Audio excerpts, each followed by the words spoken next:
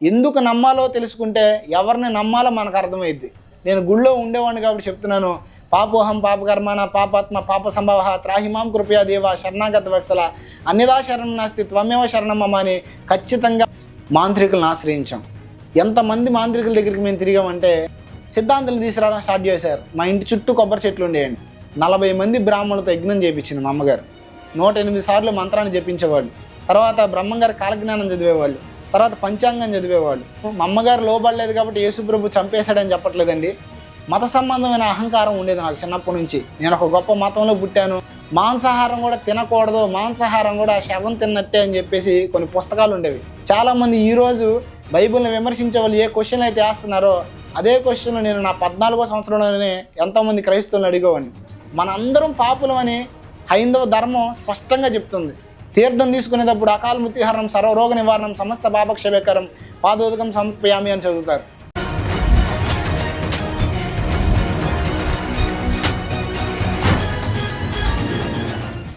ప్రభువును ఒకే ఒక్క నిజరక్షకుడైన యేసుక్రీస్తు నామములో ఈ సాక్ష్యాన్ని వీక్షిస్తున్న ప్రతి ఒక్కరు కూడా నా ప్రేమపూర్వక హృదయపూర్వక ధన్యవాదం తెలియజేసుకుంటున్నాను.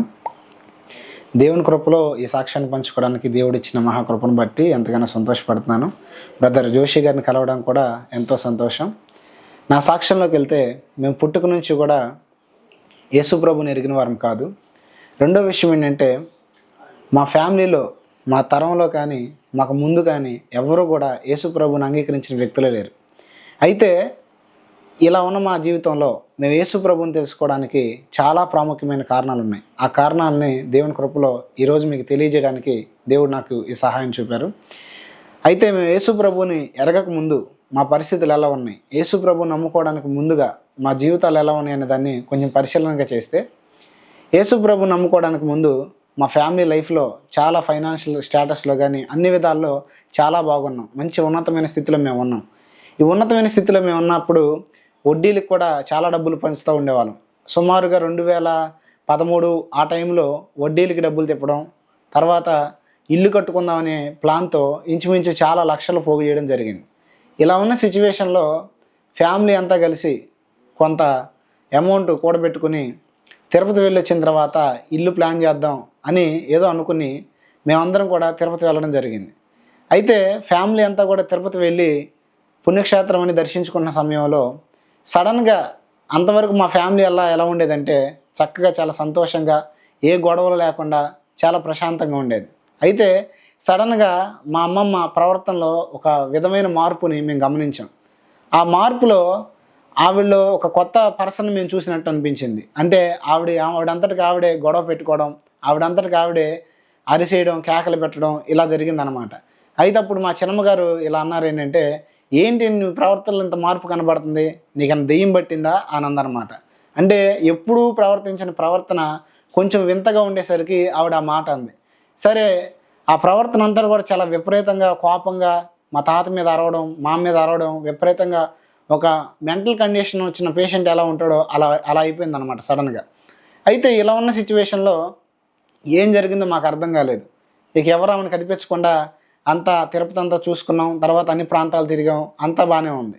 బాగానే ఉండి కాళహస్తి వెళ్ళాం. అక్కడ నుంచి మరలా తిరిగి మా ఊరు వచ్చేసాం. అయితే మా ఊరు వచ్చేసిన తర్వాత మా ఇల్లు పూరిల్లండి, మాకు చుట్టూ పారి కూడా చిన్నది ఉంటుంది. అయితే ఒక చిన్న విచిత్రమైన మార్పులు మా ఇంట్లో చిన్నవి కనపడినాయి. ఆ మార్పులు ఏంటంటే మా ఇంట్లో పార పొలుగు మేము వెళ్ళేటప్పుడు వంటగదిలో పెట్టి, వంటగది అంటే జస్ట్ మామూలుగా 2 గోడలు ఉంటాయి అంతేనండి, దానికి తలుపే ఉండదు, ఓపెన్గా ఉంటుంది అనమాట. అది పెట్టి వెళ్తే మేము ఎప్పుడైతే తిరుపతి టూర్స్ అన్నీ తిరిగి వారం తర్వాత వచ్చామో, ఎప్పుడైతే వచ్చామో అక్కడ సడన్గా ఒక పార మాకు కనపడింది. మా ఇంట్లో పారే మా అరుగు మీద, మా ఇంటికి పనవట పక్కన సందులో అరుగులు ఉండేవి. అరుగుల మీద పార పెట్టుంది. ఆ పార ఎలా ఉందంటే మట్టి తవ్వితే కనుక పారకి మట్టి అవుతుంది కదా, అలా ఉంది. అయితే ఆ పార చూసి ఏంటి ఇక్కడ పార ఉంది, మేము వెళ్ళేటప్పుడు కూడా మట్టితో కూడా ఏం పని చేయలేదు కదా అనుకున్నాం.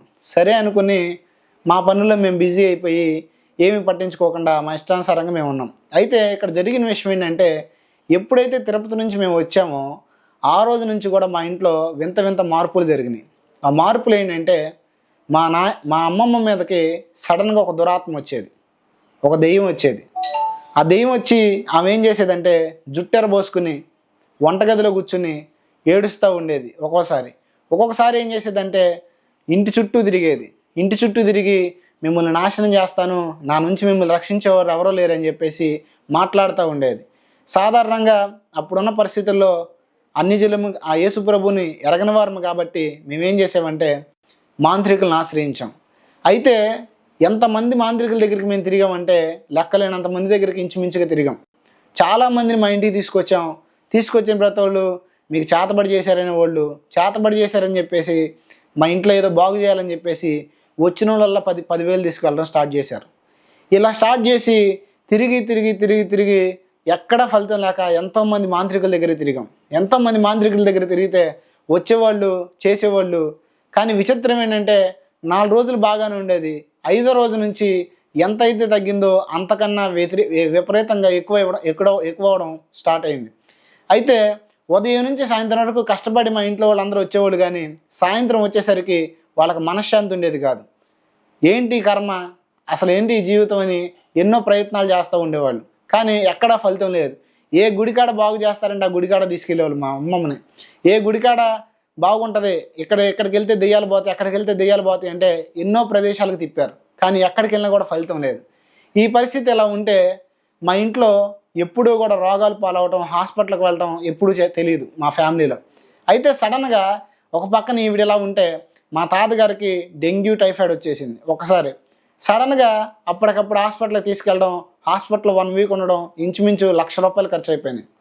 ఇలాగా ఒకటెంబటే ఒకటి ఫ్యామిలీలో మేము ఇంచుమించు కొన్ని ₹1,00,000 కూడగట్టుకున్నాం. ఆ ₹1,00,000 కూడగట్టుకున్న డబ్బులన్నీ ఏమైపోయినాయి తెలీదు, మొత్తం కూడా ఐసు కరిగినట్టు కరిగిపోయింది. ఇలా ఉన్న సందర్భంలో మా అమ్మ పరిస్థితికి వస్తే మా అమ్మగారికి కూడా బ్లీడింగ్ అయిపోయేది. బైబిల్ గ్రంథంలో మనం రక్తస్రావం కలిగిన స్త్రీని చూస్తే ఆవిడ ఎంతమంది వైద్యులను ఆశ్రయించినా కూడా ఎలా స్వస్థత లేదో అలాగే మా అమ్మగారికి కూడా బ్లీడింగ్ అవడం స్టార్ట్ చేసింది. అయితే మా గురించి కొంచెం పరిచయంలోకి వెళ్తే మా అమ్మగారు ఏం పని చేసేవాళ్ళు అంటే మా ఊర్లో శివాలయం గుడి ఉందండి. ఇంచుమించుగా చాలా పురాతనమైన గుడి అది. మా ఊర్లో అదే పెద్ద గుడి. ఆ గుడిలో దాదాపుగా మా అమ్మగారు 7 సంవత్సరాల నుంచి పనిచేస్తున్నారు.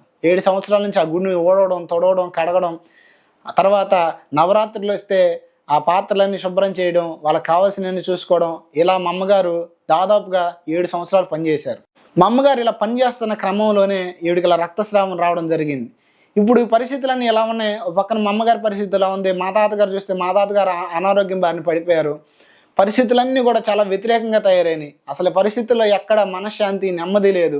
అసలు చావు ఎందుకు రావట్లేదని ఆలోచించే పరిస్థితులు. ఇలాంటి పరిస్థితుల్లో చాలామంది సలహాలు ఇచ్చారు ఏంటంటే మీకు చేతబడి కాదు, ఏమీ కాదు, దెయ్యాలు కాదు, భూతాలు కాదు, వాస్తు ప్రాబ్లం ఉంది, కాబట్టి మీరేం చేయాలంటే మంచి సిద్ధాంతం ఉన్నాడు పలానా చోట తీసుకురండి అని చెప్పారు.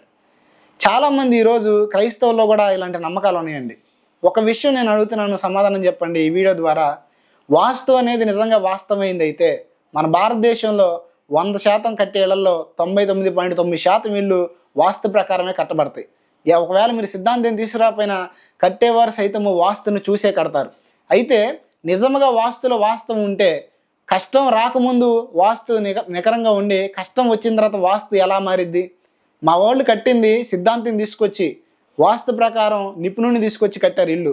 కానీ ఎప్పుడైతే కష్టం వచ్చిందో సిద్ధాంతం వచ్చి అప్పుడేమన్నాడంటే ఇది మార్చండి, అది మార్చండి అన్నాడు. అంటే వాస్తులో నిజంగా వాస్తవం ఉంటే అది ఎప్పుడు కూడా నిలకడగా ఉండిద్ది. వాస్తులో వాస్తవం లేదు కాబట్టి నిజంగా అది నిలకడగా లేదు.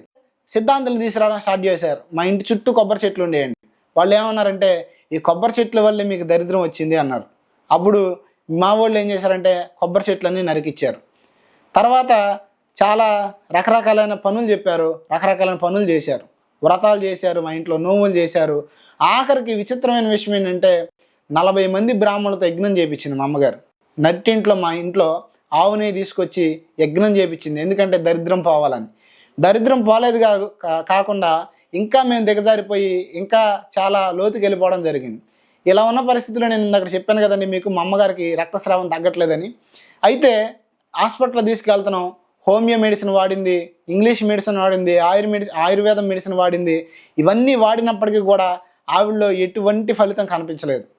కనిపించకపోగా తెనాల్లో మస్తానమ్మ హాస్పిటల్ అని ఒక హాస్పిటల్ ఉంది, లేడీస్ స్పెషలిస్ట్ అనమాట ఆవిడ దగ్గరికి ఎప్పుడైతే తీసుకెళ్లారో అప్పుడు ఏం జరిగిందంటే ఆ మస్తానమ్మ గారు ఒకటే చెప్పింది, నువ్వు ఒక్క ట్యాబ్లెట్ వేసుకున్నా చచ్చిపోతావు, నేను నీకు కనీసం ఒక ట్యాబ్లెట్ కూడా ఇవ్వను, నువ్వు బ్రతకవు, నువ్వు ఎన్ని చోట్లకి వెళ్ళిన అనవసరం, నువ్వు చచ్చిపోవటమే, ఇక నీ జీవితంలో స్వస్థత నీకు కలగదు అని చెప్పేసి ఆవిడ ఏం చేసిందంటే పంపించేసింది, ఒక ట్యాబ్లెట్ కూడా ఇవ్వకుండా. ఇక ఆవిడ ఒకటే చెప్పింది, నువ్వు బ్రతకవు, ఆఖరి కోరికలు ఏమంటే తీర్చుకో, చూడాల్సిన వాళ్ళని చూసే అని చెప్పింది. అయితే మా అమ్మగారు ఏం చేశారంటే, ఇక అందరికీ తెలిసిపోయింది ఈ విషయం, చాలా దిగులు పడుతూ వేదన పడుతూ ఇంటికాడ ఉన్నారు. ఇంటికాడ ఉండి మా అమ్మగారు చాలా చక్కగా లావుగా ఉండేవాళ్ళు, కానీ ఎప్పుడైతే ఈ రక్తస్రావం స్టార్ట్ అయిందో అప్పుడు ఆవిడ చాలా సన్నగా అయిపోయింది. చుట్టాలు వచ్చారు, బంధువులు వచ్చారు, అందరూ చూసేశారు. చూసేసి ఇక ఇప్పుడు చచ్చిపోద్ది, అయ్యో ఏంటి ఇంత చిన్న వయసులో చచ్చిపోద్ది అని చెప్పేసి అందరూ అనుకుంటున్నారు. ఇలా అనుకుంటున్న క్రమంలో ఆవిడ ఏం చేసిందంటే నడుచుకుంటా వెళ్ళి మా ఇంటి దగ్గర ఒక రోడ్డు ఉందండి, ఆ రోడ్డు మీద ఒక ముసలావిడ, ప్రార్థనకి వెళ్ళే ముసలావిడ బడ్డీ కొట్టి పెట్టింది. బడ్డీ కొట్టి పెడితే ఈవిడ మాట్లాడుకుంటూ ఉండేవాళ్ళు. ఎప్పుడన్నా అక్కడికి వెళ్ళి సాయంత్రం పూట చల్లబట్టేలా ఏమి ఇంట్లో ఉంటే డిప్రెషన్ వస్తుందని చెప్పేసి వెళ్ళి అక్కడ కూర్చుని ఆవిడతో కొన్ని మాటలు మాట్లాడుతూ ఉన్నప్పుడు ఆమెకు సడన్గా యేసు ప్రభు క్యాలెండర్ వైపు చూసి ఆయన వాక్యాలు చదువుకోవడం స్టార్ట్ చేసింది. అయితే ఇక్కడ జరిగిన ఒక ఆశ్చర్యకరమైన విషయం ఏంటంటే, ఆవిడకి అప్పటి వరకు యేసు ప్రభు గుర్తు రాలేదు, కానీ యేసు ప్రభు తనకు అంతకు ముందే పరిచయం అయినట్టు, యేసు ప్రభు తన జీవితంలో ముందుగానే ఉన్నట్లు ఆ క్షణం ఆవిడ మరలా యేసు ప్రభుని గుర్తించింది.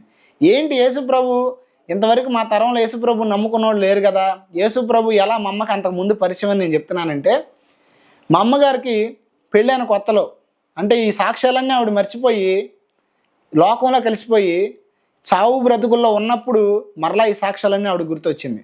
ఆ సాక్ష్యం ఏంటంటే, పెళ్ళైన కొత్తలో ఆవిడకి ఫస్ట్ టైము ప్రెగ్నెన్సీ వచ్చిపోయింది. తర్వాత ఒక అమ్మాయి పుట్టి 2-3 రోజుల తర్వాత చనిపోయింది. తర్వాత మరలా అబార్షన్ అయింది. అబార్షన్ అయిన తర్వాత డాక్టర్స్ దగ్గరికి వెళ్తే చానాళ్ళు పిల్లలు కలగకుండా ఉంటే డాక్టర్స్ దగ్గరికి వెళ్తే డాక్టర్స్ అన్నారు, ఇక ఈమెకి పిల్లలు పుట్టడం అసాధ్యం, పిల్లలు పుట్టరు అన్నారు. ఇలా ఉన్న సిచ్యువేషన్లో మా అమ్మ ఎన్నో నోములు వచ్చిందంట, వ్రతాలు చేసిందంట, గుళ్ళకెళ్ళి మొక్కులు కట్టిందంట, ఎన్నో చేసింది. అయితే మనకు తెలియదేముంది, మన హైందవ సమాజంలో పిల్లలు లేని వారిని చూస్తే మామూలుగా గొడ్రాలని చెప్పేసి శుభకార్యాల్లోనూ రకరకాలైన వాటిలో అవమానకరంగా అవమానిస్తారు, అది మీకు తెలిసిందే. అయితే ఈమెని ఎక్కడికి వెళ్ళినా సరే అవమానించడం మొదలుపెట్టారు. అవమానిస్తా తాంబూలాలు ఇచ్చే చోట, ఆడిచోట, శుభకార్యాల దగ్గర రకరకాలుగా మాట్లాడుతుంటే ఆ అవమానాలు తట్టుకోలేక, ఏంటి నేను చేసిన పాపం, ఎంతమందికి మొక్కినా, ఎన్ని చోట్లకి వెళ్ళినా ఎందుకు నాకు గర్భఫలం రావట్లేదని చెప్పేసి ఆవిడ బాధపడుతూ ఉండేది. ఇలా బాధపడుతున్న సిచ్యువేషన్లో మొట్టమొదటిసారి ఆవిడ మందిరానికి వెళ్ళడం జరిగింది. ఇళ్ళ పక్కన వాళ్ళు ఎవరో బైబిల్ తీసుకుని చర్చికి వెళ్తుంటే అప్పుడు ఆవిడ అనుకుందంట, అసలు ఇన్నాళ్ళు ఇన్ని చోట్లకి వెళ్ళాను కదా, ఒకసారి మందిరానికి కూడా వెళ్ళి ట్రై చేద్దాం, అక్కడ యేసు ప్రభు ఏమన్నా సహాయం చేస్తాడేమోనని. అప్పుడు మొట్టమొదట ఆవిడ ఏం చేసిందంటే యేసు ప్రభు దగ్గరికి ఆవిడ ఫస్ట్ వెళ్ళింది. ఎప్పుడైతే ఆవిడ మందిరానికి వెళ్ళిందో అక్కడ జరిగిన విషయం ఏంటంటే, ఆ మందిరంలో ఒక ఆవిడ తన సాక్ష్యాన్ని పంచుకుంటుందంట. ఆ సాక్ష్యం ఏంటంటే, నాకు డాక్టర్లు పిల్లలు పుట్టరని చెప్పారు, అయితే నేను నాకు పుట్టిన పిల్లల్ని నీ సేవకిస్తాను ప్రభు అని మొక్కుకున్నాను. ఎప్పుడైతే నేను ఇలా మొక్కుకున్నానో ఇంచుమించుగా 4 పిల్లల్ని దేవుడు నాకు ఇచ్చాడు అని చెప్పేసి ఆవిడ సాక్ష్యం ఇవ్వడం మా అమ్మగారు స్పష్టంగా విన్నారు. ఎప్పుడైతే ఈవిడ స్పష్టంగా ఈ సాక్ష్యాన్ని విందో అప్పుడు మా అమ్మగారు అనుకున్నారంట, ఓహో యేసు ప్రభుకి సేవకిస్తాననుకుంటే పిల్లల్ని ఇస్తాడు కాబోలు అని చెప్పేసి ఈవిడ కూడా యేసు ప్రభుని హిందువులుగా ఉండే, అన్యజనులుగా ఉండే తీర్మానం చేసుకుందంట, యేసు ప్రభుని మొక్కుకుందంట. నువ్వు గనక నాకు పిల్లల్ని ఇస్తే నా పిల్లల్లో నీకు సేవకిస్తాను, నా పిల్లల్ని ఎవరో ఒకరిని అని తీర్మానం చేసుకుందంట. అలా ఎప్పుడైతే ఆవిడ తీర్మానం చేసుకుందో జరిగిన విషయం ఏంటంటే, కొన్నాళ్ళు అలా మందిరానికి కొనసాగింది, ఇటు పూజలు చేస్తుంది, ఇటు మందిరానికి వెళ్తుంది. ఇలా మందిరానికి వెళ్తున్నప్పుడు ఒక శుక్రవారం పూట యేసు ప్రభుకి ఉపవాసం ఉందంటండి. యేసు ప్రభు కొరకు ఉపవాసం ఉండి, ప్రభు నాకు గర్భఫలం ఇవ్వని బైబిల్ చదువుకుని పడుకుందంట. పడుకుంటే ఒక మధ్యాహ్న కాల సమయంలో ఒక దేవదూత ఒక బిడ్డను తీసుకొచ్చి పక్కలో పడుకోబెట్టినట్టు ఆవిడ కల వచ్చిందంట. ఎప్పుడైతే ఈ కళ ఆవిడకి వచ్చిందో జరిగిన ఆశ్చర్యమైన సంఘటన ఏంటంటే, ఆ వారంలోనే ఆవిడకి ప్రెగ్నెన్సీ కన్ఫామ్ అయింది. ఇలా ఎప్పుడైతే ప్రెగ్నెన్సీ కన్ఫామ్ అయిందో కొన్నాళ్ళు మందిరానికి వెళ్ళింది. తర్వాత మందిరం మానేసింది, కొన్ని పరిస్థితులను బట్టి మందిరం మానేసి విపరీతంగా పూజలు చేయడం స్టార్ట్ చేసింది. మా అమ్మగారు ఎంత భక్తి శ్రద్ధలతో పూజలు చేసేవాళ్ళు అంటే, ఇంచుమించు మా ఇంట్లో 5-6 అడుగులు ఎత్తు పటాలు ఉండేవి. ఈ ఈ గది సగం దేవుడు గుడిగా ఉండేది, మిగతా సగం మేము పడుకోవడానికి ఉండేది. అయితే మా అమ్మగారు తులసిమాలతో 108 సార్లు మంత్రాన్ని జపించేవాళ్ళు. తర్వాత బ్రహ్మంగారి కాలజ్ఞానం చదివేవాళ్ళు. తర్వాత పంచాంగం చదివేవాళ్ళు. అయితే ఇంత భక్తిగా చేసి ఒక్కొక్క శుక్రవారం వచ్చిందంటే కనీసం మంచినీళ్ళు కూడా ముట్టుకోకుండా ఉపవాసం చేసేది. అంత కఠినంగా విగ్రహారాధన చేసేదన్నమాట మా అమ్మగారు. అయితే ఇలా ఉన్న సిచ్యువేషన్లో ఎన్నో కష్టాలు, ఎన్నో నష్టాలు, జీవితంలో భరించలేని సిచ్యువేషన్లో మా అమ్మగారి జీవితంలో ఎదురైనవి. మా అమ్మగారి జీవితంలో ఎదురైనప్పుడు మా నాన్నగారు చాలా ఆరోగ్యపరంగా సిక్ అయిపోయి చనిపోయే పరిస్థితి వచ్చింది. చనిపోయే పరిస్థితి వచ్చిన మా అమ్మగారు ఎన్నో పూజలు చేసిందంట, ఎన్నో చోట్లకి వెళ్ళిందంట. కానీ ఎవ్వరూ మాట్లాడి కానీ బలపరిచి కానీ ధైర్యపరిచింది కానీ లేదంట. కానీ ఆవిడ చెప్పింది ఏంటంటే, నేను యథార్థంగా మా జీవితంలో జరిగిన విషయాన్నే చెప్తున్నాను. ఎందుకంటే యేసు ప్రభు సత్యాన్ని ప్రేమించేవాడు, ఖచ్చితంగా నా సత్యవంతుడు కాదు కాబట్టి సత్యమైన దాన్నే నేను చెప్తున్నాను. ఎప్పుడైతే మా అమ్మ ఇలాంటి భయంకరమైన సిచ్యువేషన్ ఫేస్ చేస్తుందో, ఆ ఫేస్ చేస్తున్న సిచ్యువేషన్లో మా నాన్నగారు కొంతకాలాన్ని చనిపోతాడు అనగా ఒక చీకటి కలిగిన తోటలో కూర్చుని ఏడుస్తుందంటండి. కలలో చీకటిగా ఉందంట ఒక తోట. ఆ తోటలో కూర్చుని ఆవిడ ఏడుస్తుంటే ఏ దారి కనిపించట్లేదంట. ఈవిడొక్కటే ఆ చీకట్లో కూర్చుని ఏడుస్తున్నప్పుడు యేసు ప్రభు వారు ఆవిడకి ప్రత్యక్షమయ్యారంట. ఆయన ఎలా ప్రత్యక్షమయ్యారంటే, ఒక దేవదూత కాగడా పట్టుకుని మొదట వచ్చిందంట. వస్తే దాని వెనకాలే దగదగ మెరిసిపోతున్న వస్త్రములతో, తెల్లని వస్త్రములతో యేసు ప్రభు వారు మా అమ్మకు ప్రత్యక్షమయ్యి, అమ్మ ఏ మార్గం నీకు కనిపించట్లేదా? నేనే మార్గం, నువ్వు నన్ను వెంబడించు, నేను నీకు దారి చూపిస్తాను అని చెప్పిందంట. ఎప్పుడైతే నన్ను వెంబడించు, నేను నీకు దారి చూపిస్తాను అని యేసు ప్రభు చెప్పాడో అప్పుడు మా అమ్మ అందంట, ప్రభువా నేను నిన్ను వదిలేసి చాలా కాలం అయింది, నువ్వు మా కులస్తుల దేవుడు కాదు, నువ్వు మా మతస్థుల దేవుడు కాదు, ఎందుకు నువ్వు నాకు కనపడుతున్నావు, ఎందుకు నువ్వు నాకు పదే పదే దర్శనమిస్తున్నావు అని యేసు ప్రభుతో మాట్లాడిందంట. ఆయన అలా వెళ్ళిపోయారు. జరిగిన విషయం ఏంటంటే, యేసు ప్రభువుకి మా అమ్మ ఆ రోజు లోబడి ఉంటే మా జీవితాలు ఆశ్చర్యకరంగా మార్చబడేవేమో, మా నాన్నగారు బతికేవారేమో. కానీ మా నాన్నగారు డిసెంబర్ 25వ తారీఖున చనిపోవడం జరిగింది. అంటే అసలు ఎంత మిరాకిలో చూడండి. యేసు ప్రభు కనుక మా అమ్మ లోబడి ఉంటే ఆ సమయంలో దేవుడు ఏదన్నా మార్గం చూపించేవాళ్ళు. అయితే ఆయన సిక్ అయిపోయి మంచంలో ఉండి ఆవిడ యేసు ప్రభుకు లోబడలేదు కాబట్టి అక్కడ డిసెంబర్ 25వ తారీఖు స్పష్టంగా ఆయన చనిపోవడం జరిగింది.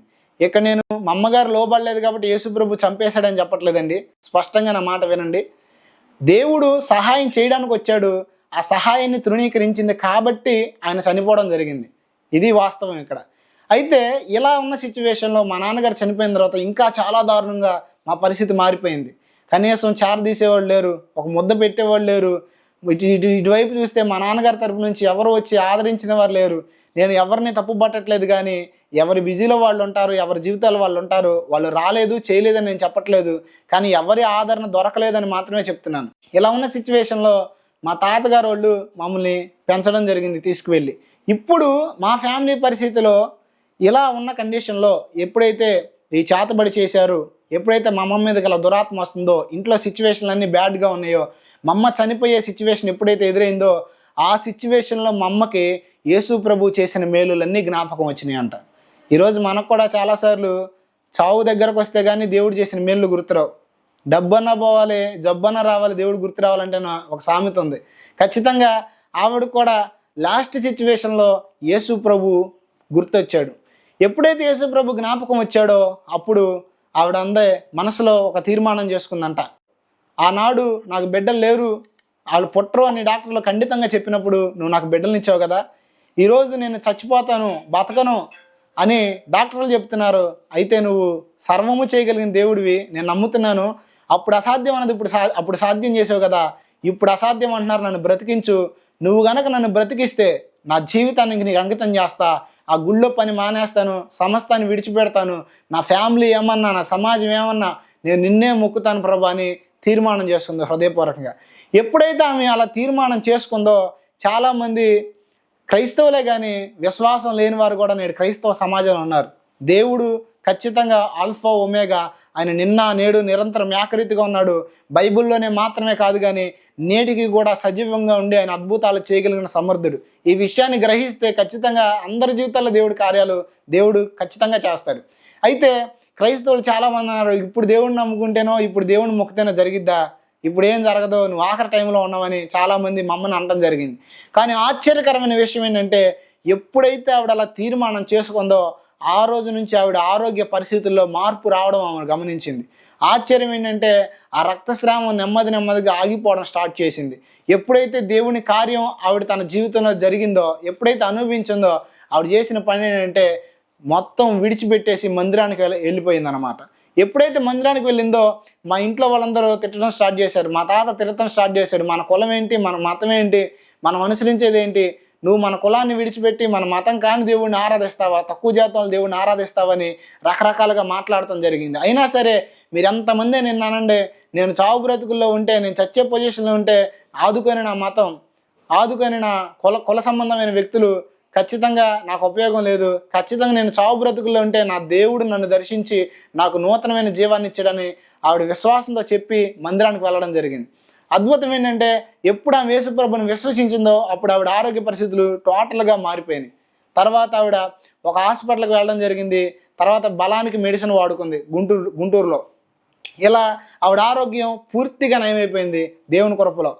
ఈ సిచ్యువేషన్ ఎలా ఉంటే నా సాక్షిలో వస్తే, నాకు చిన్నప్పటి నుంచి కూడా మా అమ్మగారు నేర్పిన భక్తి ఏంటంటే ఉదయాన్నే 5 గంటలకు లెగవడం, తలస్నానం చేయడం, తర్వాత మంచిగా అక్కడున్న ప్రతి పటానికి పూలు కోసుకొచ్చి పెట్టడం, పూజ చేయడం. పూజ చేయకుండా బయటకు వచ్చే విషయమే లేదు. ఖచ్చితంగా పూజ చేసే మా ఇంట్లో నుంచి బయటకు వచ్చేవాడు నేను. చిన్నప్పటి నుంచి ఆ చిన్న కథ చెప్పాలన్నా సరే మా అమ్మ పురాణాల కథలు, దేవుని గురించి, తర్వాత వీటి గురించి వాటి గురించి కేవలం దైవ సంబంధమైన విషయాలనే మా అమ్మగారు మాకు నేర్పించారు. ఇంకో విషయంగా చెప్పాలంటే నాకు అంటూ తెలిసింది ఏదైనా ఉందంటే రెండే నాకు తెలుసు. ఒకటి గుడి, 2 బడి. ఖాళీగా ఉంటే గుడిలో ఉండడం, తర్వాత చదువుకునే సమయంలో బడికి వెళ్ళడం, ఈ 2 నాకు మా అమ్మగారు చిన్నప్పటి నుంచి నేర్పించారు. స్నేహాలు చేయడం కానీ, సహవాసాలు చేయడం కానీ ఇప్పటికీ లేవు, అప్పుడు లేవు. అయితే భక్తి అనేది ఈరోజు చాలామంది జీవితాలు ఎలా ఉంటుందంటే అజ్ఞానంతో కూడి ఉంటుందన్నమాట. కానీ నేను అజ్ఞానంతో ఎప్పుడు భక్తి చేసేవాడిని కాదు. ప్రతిదీ కూడా ఎందుకు చేయాలి, నేను చేయడం వల్ల ఫలితం ఏంటి అనే ఆలోచనతో చిన్నప్పటి నుంచి కూడా నేను భక్తి చేసేవాడిని. అయితే ఖచ్చితంగా మనం ఆలోచించకుండా, తెలుసుకోకుండా కనుక భక్తిని చేస్తే మనల్ని ఏమంటారంటే ఖచ్చితంగా పిచ్చోడని అంటారు. ఇప్పుడు ఒక పిచ్చోడి లైఫ్ని ఒకసారి మనం చూస్తే, వాడు రోడ్ల మీద వెళ్ళేవాళ్ళ మీద రాళ్ళు వేస్తూ ఉంటాడు, ఎవరిని పడితే వాళ్ళని కొడతా ఉంటాడు. ఎందుకు రాను ఇట్లా చేస్తున్నామంటే వాడు ఎందుకు చేస్తున్నాడో వాడికే తెలియదు. ఎందుకు చేస్తున్నాడో వాడికే తెలియని వాడిని మనం ఏమంటామంటే పిచ్చోడు అంటాం. అలాగే ఖచ్చితంగా భక్తిలో కూడా మనం ఏది ఎందుకు చేస్తున్నామో తెలుసుకుని చేయకపోతే ఖచ్చితంగా మనల్ని కూడా మనం పిచ్చోళ్ళమని అనుకోవాలి. నేను కూడా అలాంటి వాళ్ళని పిచ్చోడి కిందే చూస్తాను. ఎందుకంటే ఖచ్చితంగా నిజంగా పిచ్చివాడు కాకపోతే సమస్తం ఎరిగి గ్రహించి చేయాలి. ఇది చిన్నప్పటి నుంచి నాకున్న ఆలోచన విధానం. అయితే మా అమ్మగారు ఎప్పుడైతే యేసుప్రభు నమ్ముకుందో ఆవిడ చర్చికి వెళ్తా స్టార్ట్ చేసి ప్రతిరోజు నాకు ఏదో యేసుప్రభు గురించి చెప్పాలని ప్రయత్నం చేసేది. అయితే నేను మాత్రం వినేవాడిని కాదు. ఎందుకంటే చిన్నప్పటి నుంచి క్రైస్తవులు అంటే నాకు ఎందుకో కానీ ఒక తెలియని అసహ్యం. రెండోది మత సంబంధమైన అహంకారం ఉండేది నాకు చిన్నప్పటి నుంచి. నేను ఒక గొప్ప మతంలో పుట్టాను, చాలా గొప్ప విషయాలను అనుసరిస్తున్నాను. ఎందుకంటే మా ఇంట్లో చేసిన భక్తి ఎలాంటి భక్తి చేసేవాళ్ళం అంటే బ్రాహ్మణులతో సమానంగా చేసేవాళ్ళం. మాంసాహారం తినేవాళ్ళం కాదు. ఎప్పుడూ కూడా మా ఇంట్లో పప్పు, నెయ్యి ఇవే వాడేది మా అమ్మ. ఒక రకంగా చెప్పాలంటే బ్రాహ్మణులతో పాటు ఉండి వాళ్ళతో పాటు వాళ్ళ విధానాలన్నీ నేర్చుకుంది మా అమ్మ గుళ్ళో. ఆ విధానాలే మా ఇంట్లో అవలంబించేవాళ్ళం. కనీసం మాంసాహారం కూడా తినకూడదు, మాంసాహారం కూడా శవం తిన్నట్టే అని చెప్పేసి కొన్ని పుస్తకాలు ఉండేవి. ఆ పుస్తకాలు తీసుకొచ్చి మా అమ్మగారు చెప్తూ ఉండేది, చదివి వినిపిస్తూ ఉండేది. అలా మేము మాంసాహారం కూడా తినేవాళ్ళం కాదు. అయితే ఇంత భక్తి మేము చేస్తున్నప్పుడు మా అమ్మగారు యేసుప్రభుని నమ్ముకోవడం అసలు నాకు నచ్చలేదు. మా అమ్మగారితో కూడా అన్నాను, ఎందుకు మనకి ఎంతమంది దేవుళ్ళు ఉంటే కులం తక్కువ దేవుడిని నమ్ముకున్నావు, అసలు మన దేవుడు కాదు కదా, మన కులం వేరు ఆ కులం వేరు కదా అని మాట్లాడితే, అయ్యా నీకు తెలీదు, మీరు ఇలా పుట్టక ముందు ఇలా జరిగింది అలా జరిగిందని స్టోరీలు చెప్తే నేను అసలు వినేవాడిని కాదు. అయితే ఇలా ఉన్న సిచ్యువేషన్లో మా అమ్మగారు ఏం చేసేదంటే ప్రతిరోజు నా మంచం దగ్గర మోకాళ్ళు వేసి కన్నీటితో ప్రార్థన చేసేది నా కోసం. ఏమనంటే, ప్రభా వీడు నిన్ను నమ్ముకున్న వాళ్ళని తిడుతున్నాడు. అప్పుడు నేను ఎలా ఉండేవాడిని అంటే పాస్టర్లను తిట్టేవాడిని, యేసుప్రభుని నమ్ముకున్న వాళ్ళని తిట్టేవాడిని, రకరకాల క్వశ్చన్లు వేసి వాళ్ళని వేడిపించేవాడిని. చాలామంది ఈరోజు బైబిల్ని విమర్శించే వాళ్ళు ఏ క్వశ్చన్లు అయితే వేస్తున్నారో అదే క్వశ్చన్ నేను నా 14వ సంవత్సరంలోనే ఎంతోమంది క్రైస్తవులను అడిగేవాడిని. మీ దేవుడు శిలువలో తను తానే రక్షించుకోలేడు కానీ మిమ్మల్ని రక్షిస్తాడా? అదే నేను ఆరాధించే వాళ్ళని చూడండి, ఎన్నో ఆయుధాలు ఉన్నాయి, ఎన్నో రకరకాలైన వాళ్ళ దగ్గర గదలు ఉన్నాయి, ఖడ్గాలు ఉన్నాయి, వాళ్ళు రక్షించగలరు. మీ దేవుడు ఏం రక్షించగలడో? తను తానే రక్షించుకోలేడని చెప్పేసి ఎటకారం చేస్తూ ఉండేవాడిని, పాస్టర్ని దూషించేవాడిని. అలా ఉన్నప్పుడు నేనున్నప్పుడు ఎవ్వరు కూడా యేసుప్రభు నమ్ముకున్న వాళ్ళు ఇంటికి వచ్చేవాళ్ళు కాదు. మతం యొక్క ఆ మత్తులో నేను ఉన్నాను. ప్రతిరోజు మోకాళ్ళేసి, తండ్రి ఏ నోటితో వీడు నిన్ను తిడుతున్నాడో, ఏ నోటితో నిన్ను దూషిస్తున్నాడో అదే నోటితో నిన్ను ప్రకటించేవాడుగా మారిపోవాలని కన్నీటితో ప్రార్థన చేసేది. ఒకసారి అయితే నా కాళ్ళ దగ్గర కూర్చొని ప్రార్థన చేస్తుంటే అలా ప్రార్థన చేస్తుందని కాలుతో తన్నాను నేను మా అమ్మగారిని. ఎందుకు ఈ విషయం చెప్తున్నానంటే, మత సంబంధంగా అంత మూర్ఖంగా ఉండే నేను ఈరోజు యేసు ప్రభువే దేవుడు, ఆయనే రక్షకుడు, సర్వలోకానికి ఆయనే విమోచకుడని ఎందుకు ప్రకటించాల్సి వచ్చిందంటే సత్యాన్వేషణ. ఈరోజు ఖచ్చితంగా ఒక విషయం చెప్తున్నాను వినండి. ఎప్పుడైతే మనం యథార్థంగా ఉంటామో సత్యాన్ని అప్పుడే గ్రహించగలం. మన పూర్వీకులు ఇలా ప్రార్థన చేశారు, అసతోమా సద్గమయ సమతోమా జ్యోతిర్గమయ మృత్యోర్మ అమృతంగమయ అని. అంటే దాని అర్థం ఏంటంటే అసత్యం అనే చీకటిలో ఉన్న మమ్మల్ని సత్యం అనే వెలుగులోనికి నడిపించు అని. అయితే నిజంగా సత్యం అనే వెలుగులోనికి మనం వెళ్ళాలంటే బైబిల్లో ఒక మాట రాసింది, యథార్థవంతులకు చీకటిలో వెలుగు పుట్టును అని. అంటే మనం ఎప్పుడు యథార్థంగా ఉంటామో అప్పుడు జరిగే విషయం ఏంటంటే మన చీకటి వెలుగుగా మార్చబడిద్ది, సత్యమైన దేవుణ్ణి, వెలుగైన దేవుణ్ణి మనం గ్రహించగలుగుతాం. అయితే నేను ఇలా ఉన్న క్రమంలో సడన్గా నా భక్తి జీవితాన్ని కొనసాగిస్తున్నప్పుడు నాలో ఒక అన్వేషణ ప్రారంభమైంది. ఆ అన్వేషణ ఏంటంటే సహజంగా మీతో నేను పంచుకోవాలనుకుంటున్నాను.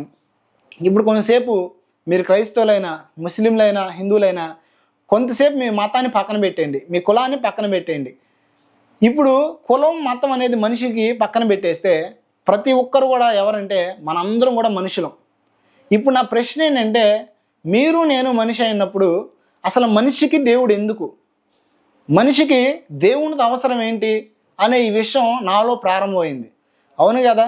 ఈరోజు సమాజాన్ని ఒకసారి మనం గమనిస్తే అసలు దేవుడు ఎందుకు మనిషికి అంటే రకరకాలైన కారణాలు చెప్తున్నారు. ఒకళ్ళు ఏం చెప్తున్నారంటే ఆస్తి వచ్చిద్దని, ఒకళ్ళు ఏం చెప్తున్నారంటే అక్కడికి వెళ్ళినాక కలిసి వస్తుందని, ఇంకొకళ్ళు ఏం చెప్తున్నారంటే గర్భఫలం వచ్చిద్దని, ఒక్కొక్కళ్ళు ఏంటంటే పెళ్లి కోసమని.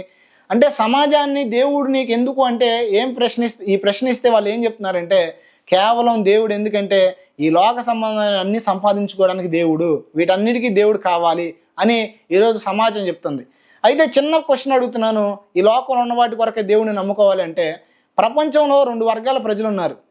ఒకటి నాస్తికులు, 2 హాస్తికులు. ఎవరైనా కానీ ఏ మతమైనా సరే 2 వర్గాలు, ఒకటి హాస్తికులు, 2 నాస్తికులు. అంటే దేవుడు ఉన్నాడు అని నమ్మేవాళ్ళు, దేవుడు లేడు అని నమ్మేవాళ్ళు. ఇప్పుడు దేవుడు ఉన్నాడు అని నమ్మే వాళ్ళ గురించి ఒకసారి ఆలోచిస్తే, ఇందాక నేను చెప్పాను గర్భఫలం కోసం, పెళ్ళిళ్ళ కోసం, పేరెంటాల కోసం, వీటి కొరకే దేవుడిని నమ్మితే ఇవన్నీ వస్తాయని అనుకుంటే, మరి దేవుడిని నమ్మని నాస్తికులు కూడా పెళ్ళిళ్ళు చేసుకుంటున్నారు, పిల్లల్ని కంటున్నారు, ఉద్యోగాలు వస్తున్నాయి. ఇవన్నీ కూడా మన జీవితంలో ఏవేవైతే మనం పొందుతున్నామో, ఏదైతే మనం సాధిస్తున్నామో అన్నీ కూడా వాళ్ళు కూడా సాధిస్తున్నారు. మరి ఎందుకు అసలు దేవుడిని ఎందుకు నమ్మాలి, అసలు దేవుడితో మనకు పని ఏంటి అనే ప్రశ్న నాలో ప్రారంభమైంది. అయితే నేను యథార్థంగా నాలో ఉన్న ఈ ప్రశ్నను అన్వేషణ చేయడం ప్రారంభించాను. నాకు తెలిసిన ఎంతోమంది పురోహితులను అడగడం ప్రారంభించాను, నాకు తెలిసిన ఎంతోమందిని అడగడం ప్రారంభించాను. ఆ రోజుకి మా ఇంట్లో మేము భయంకరమైన విగ్రహారాధన చేస్తా చాలా మంచిగా దైవభక్తి కలిగి ఉన్న క్రమంలో మా ఇంట్లో అనేకమైన పురాణాలు ఉండేవి, అనేకమైన గ్రంథాలు ఉన్నాయి. బలిశాస్త్రం ఉండేది, పంచాంగం ఉండేది, కాలజ్ఞానం ఉండేది. నా ముద్దు పేరు కూడా బ్రహ్మం అని మా అమ్మ పెట్టింది. కారణం ఏంటంటే మా అమ్మగారు బ్రహ్మంగారు పూజ చేసేది ఎక్కువ. ఖచ్చితంగా ఈరోజు నా పేరు శ్యామ్ కుమార్ అనేది చాలా తక్కువ మందికి తెలుసు. మా ఏరియాలో బ్రహ్మం అనే అందరూ నన్ను పిలుస్తారు ఇప్పటికి కూడా, ఎందుకంటే మా అమ్మగారు అలా చేసేవాళ్ళు. అయితే ఇలా ఉన్న క్రమంలో మా ఇంట్లో చాలా గ్రంథాలు ఉన్నాయి. నాలో ఒక దైవాన్వేషణ ప్రారంభమైంది. అసలు దేవుడిని ఎందుకు నమ్మాలి అనేది ప్రారంభమైతే ఖచ్చితంగా నేను తెలుసుకున్న ఒక సత్యం ఏంటంటే, దేవుడు అనేవాడు ఈ లోకపరమైన వాటి కోసం కాదు. అయితే నాకు దేవుడు ఎందుకు కావాలి అని అన్వేషణ చేస్తే నేను తెలుసుకున్న ఒక సత్యం ఏంటంటే, పెద్దల ద్వారా మనిషి జన్మతః కర్మతః పాపి. కాబట్టి ఈ పాపం నుంచి విడుదల పొంది మనిషి స్వర్గానికి చేర్చబడటానికి దేవుడు కావాలి, మోక్షం కొరకు దేవుడు కావాలి అనే స్పష్టమైన విషయాన్ని నేను తెలుసుకున్నాను. ఈరోజు చాలామంది ఎందుకు నమ్మాలో తెలియదు కాబట్టి ఎవరు నమ్మాలో అర్థం కావట్లేదు. ఖచ్చితంగా మనం ఎందుకు నమ్మాలో తెలుసుకుంటే ఎవరిని నమ్మాలో మనకు అర్థమైద్ది. ఖచ్చితంగా నేను ఎందుకు నమ్మాలి అనే అన్వేషణ ప్రారంభించినప్పుడు నాకు తెలుసుకున్న సత్యం, మనిషి జన్మతో కర్మతో పాపి, ఈ పాపం నుంచి విడుదల పొంది మోక్షాన్ని చేర్చబడటానికి దేవుడు కావాలి. ఇది హైందవ మతం చెప్పే సిద్ధాంతం. చాలామంది ఈరోజు హైందవులుగా చలామణి అవుతూ హైందవ ధర్మం కోసం ఏదో పాకుల్లాట జరుగుతుంది, ఏదో చేస్తున్నాం, ఏదో సమాజాన్ని ఉద్ధరిస్తున్నాం అని చెప్పుకునే వారికి కూడా తెలియని ఒక హాస్యాస్పదమైన విషయం ఏంటంటే వాళ్ళు కూడా అంటున్నారు యేసు ప్రభు పాపుల దేవుడు అని. ఖచ్చితంగా మనందరం పాపులం అని హైందవ ధర్మం స్పష్టంగా చెప్తుంది. ఎందుకంటే ప్రతి పూజలో చిన్న పూజ చేసినా సరే, నేను గుళ్ళో ఉండేవాడిని కాబట్టి చెప్తున్నాను, పాపోహం పాపకర్మాణ పాపాత్మ పాప సంభవ త్రాహిమాం కృపయా దేవ శరణాగత వత్సల అన్యదా శరణం నాస్తి త్వమేవ శరణం మమ అని ఖచ్చితంగా ప్రతి పూజలో చదువుతారు. తీర్థం తీసుకునేటప్పుడు అకాల మృత్యుహరణం సర్వరోగ నివారణం సమస్త పాపక్షేకరం పాదోదకం సమర్పయామి అని చదువుతారు. అంటే ఏది చేసినా సరే ఎందుకోసం చేస్తున్నామంటే మనందరం కూడా పుణ్యం కోసం చేస్తున్నామని నమ్ముతాం. అంటే పాపం పోగొట్టుకోవడానికి వీటి కోసం మనం చేస్తున్నామని నమ్ముతాం. అయితే నేను ఈ స్పష్టమైన విషయాన్ని తెలుసుకున్నప్పుడు అసలు మన పాపం పోగొట్టుకోవడానికి ఏం చేయాలి అనే అన్వేషణ స్టార్ట్ చేశాను.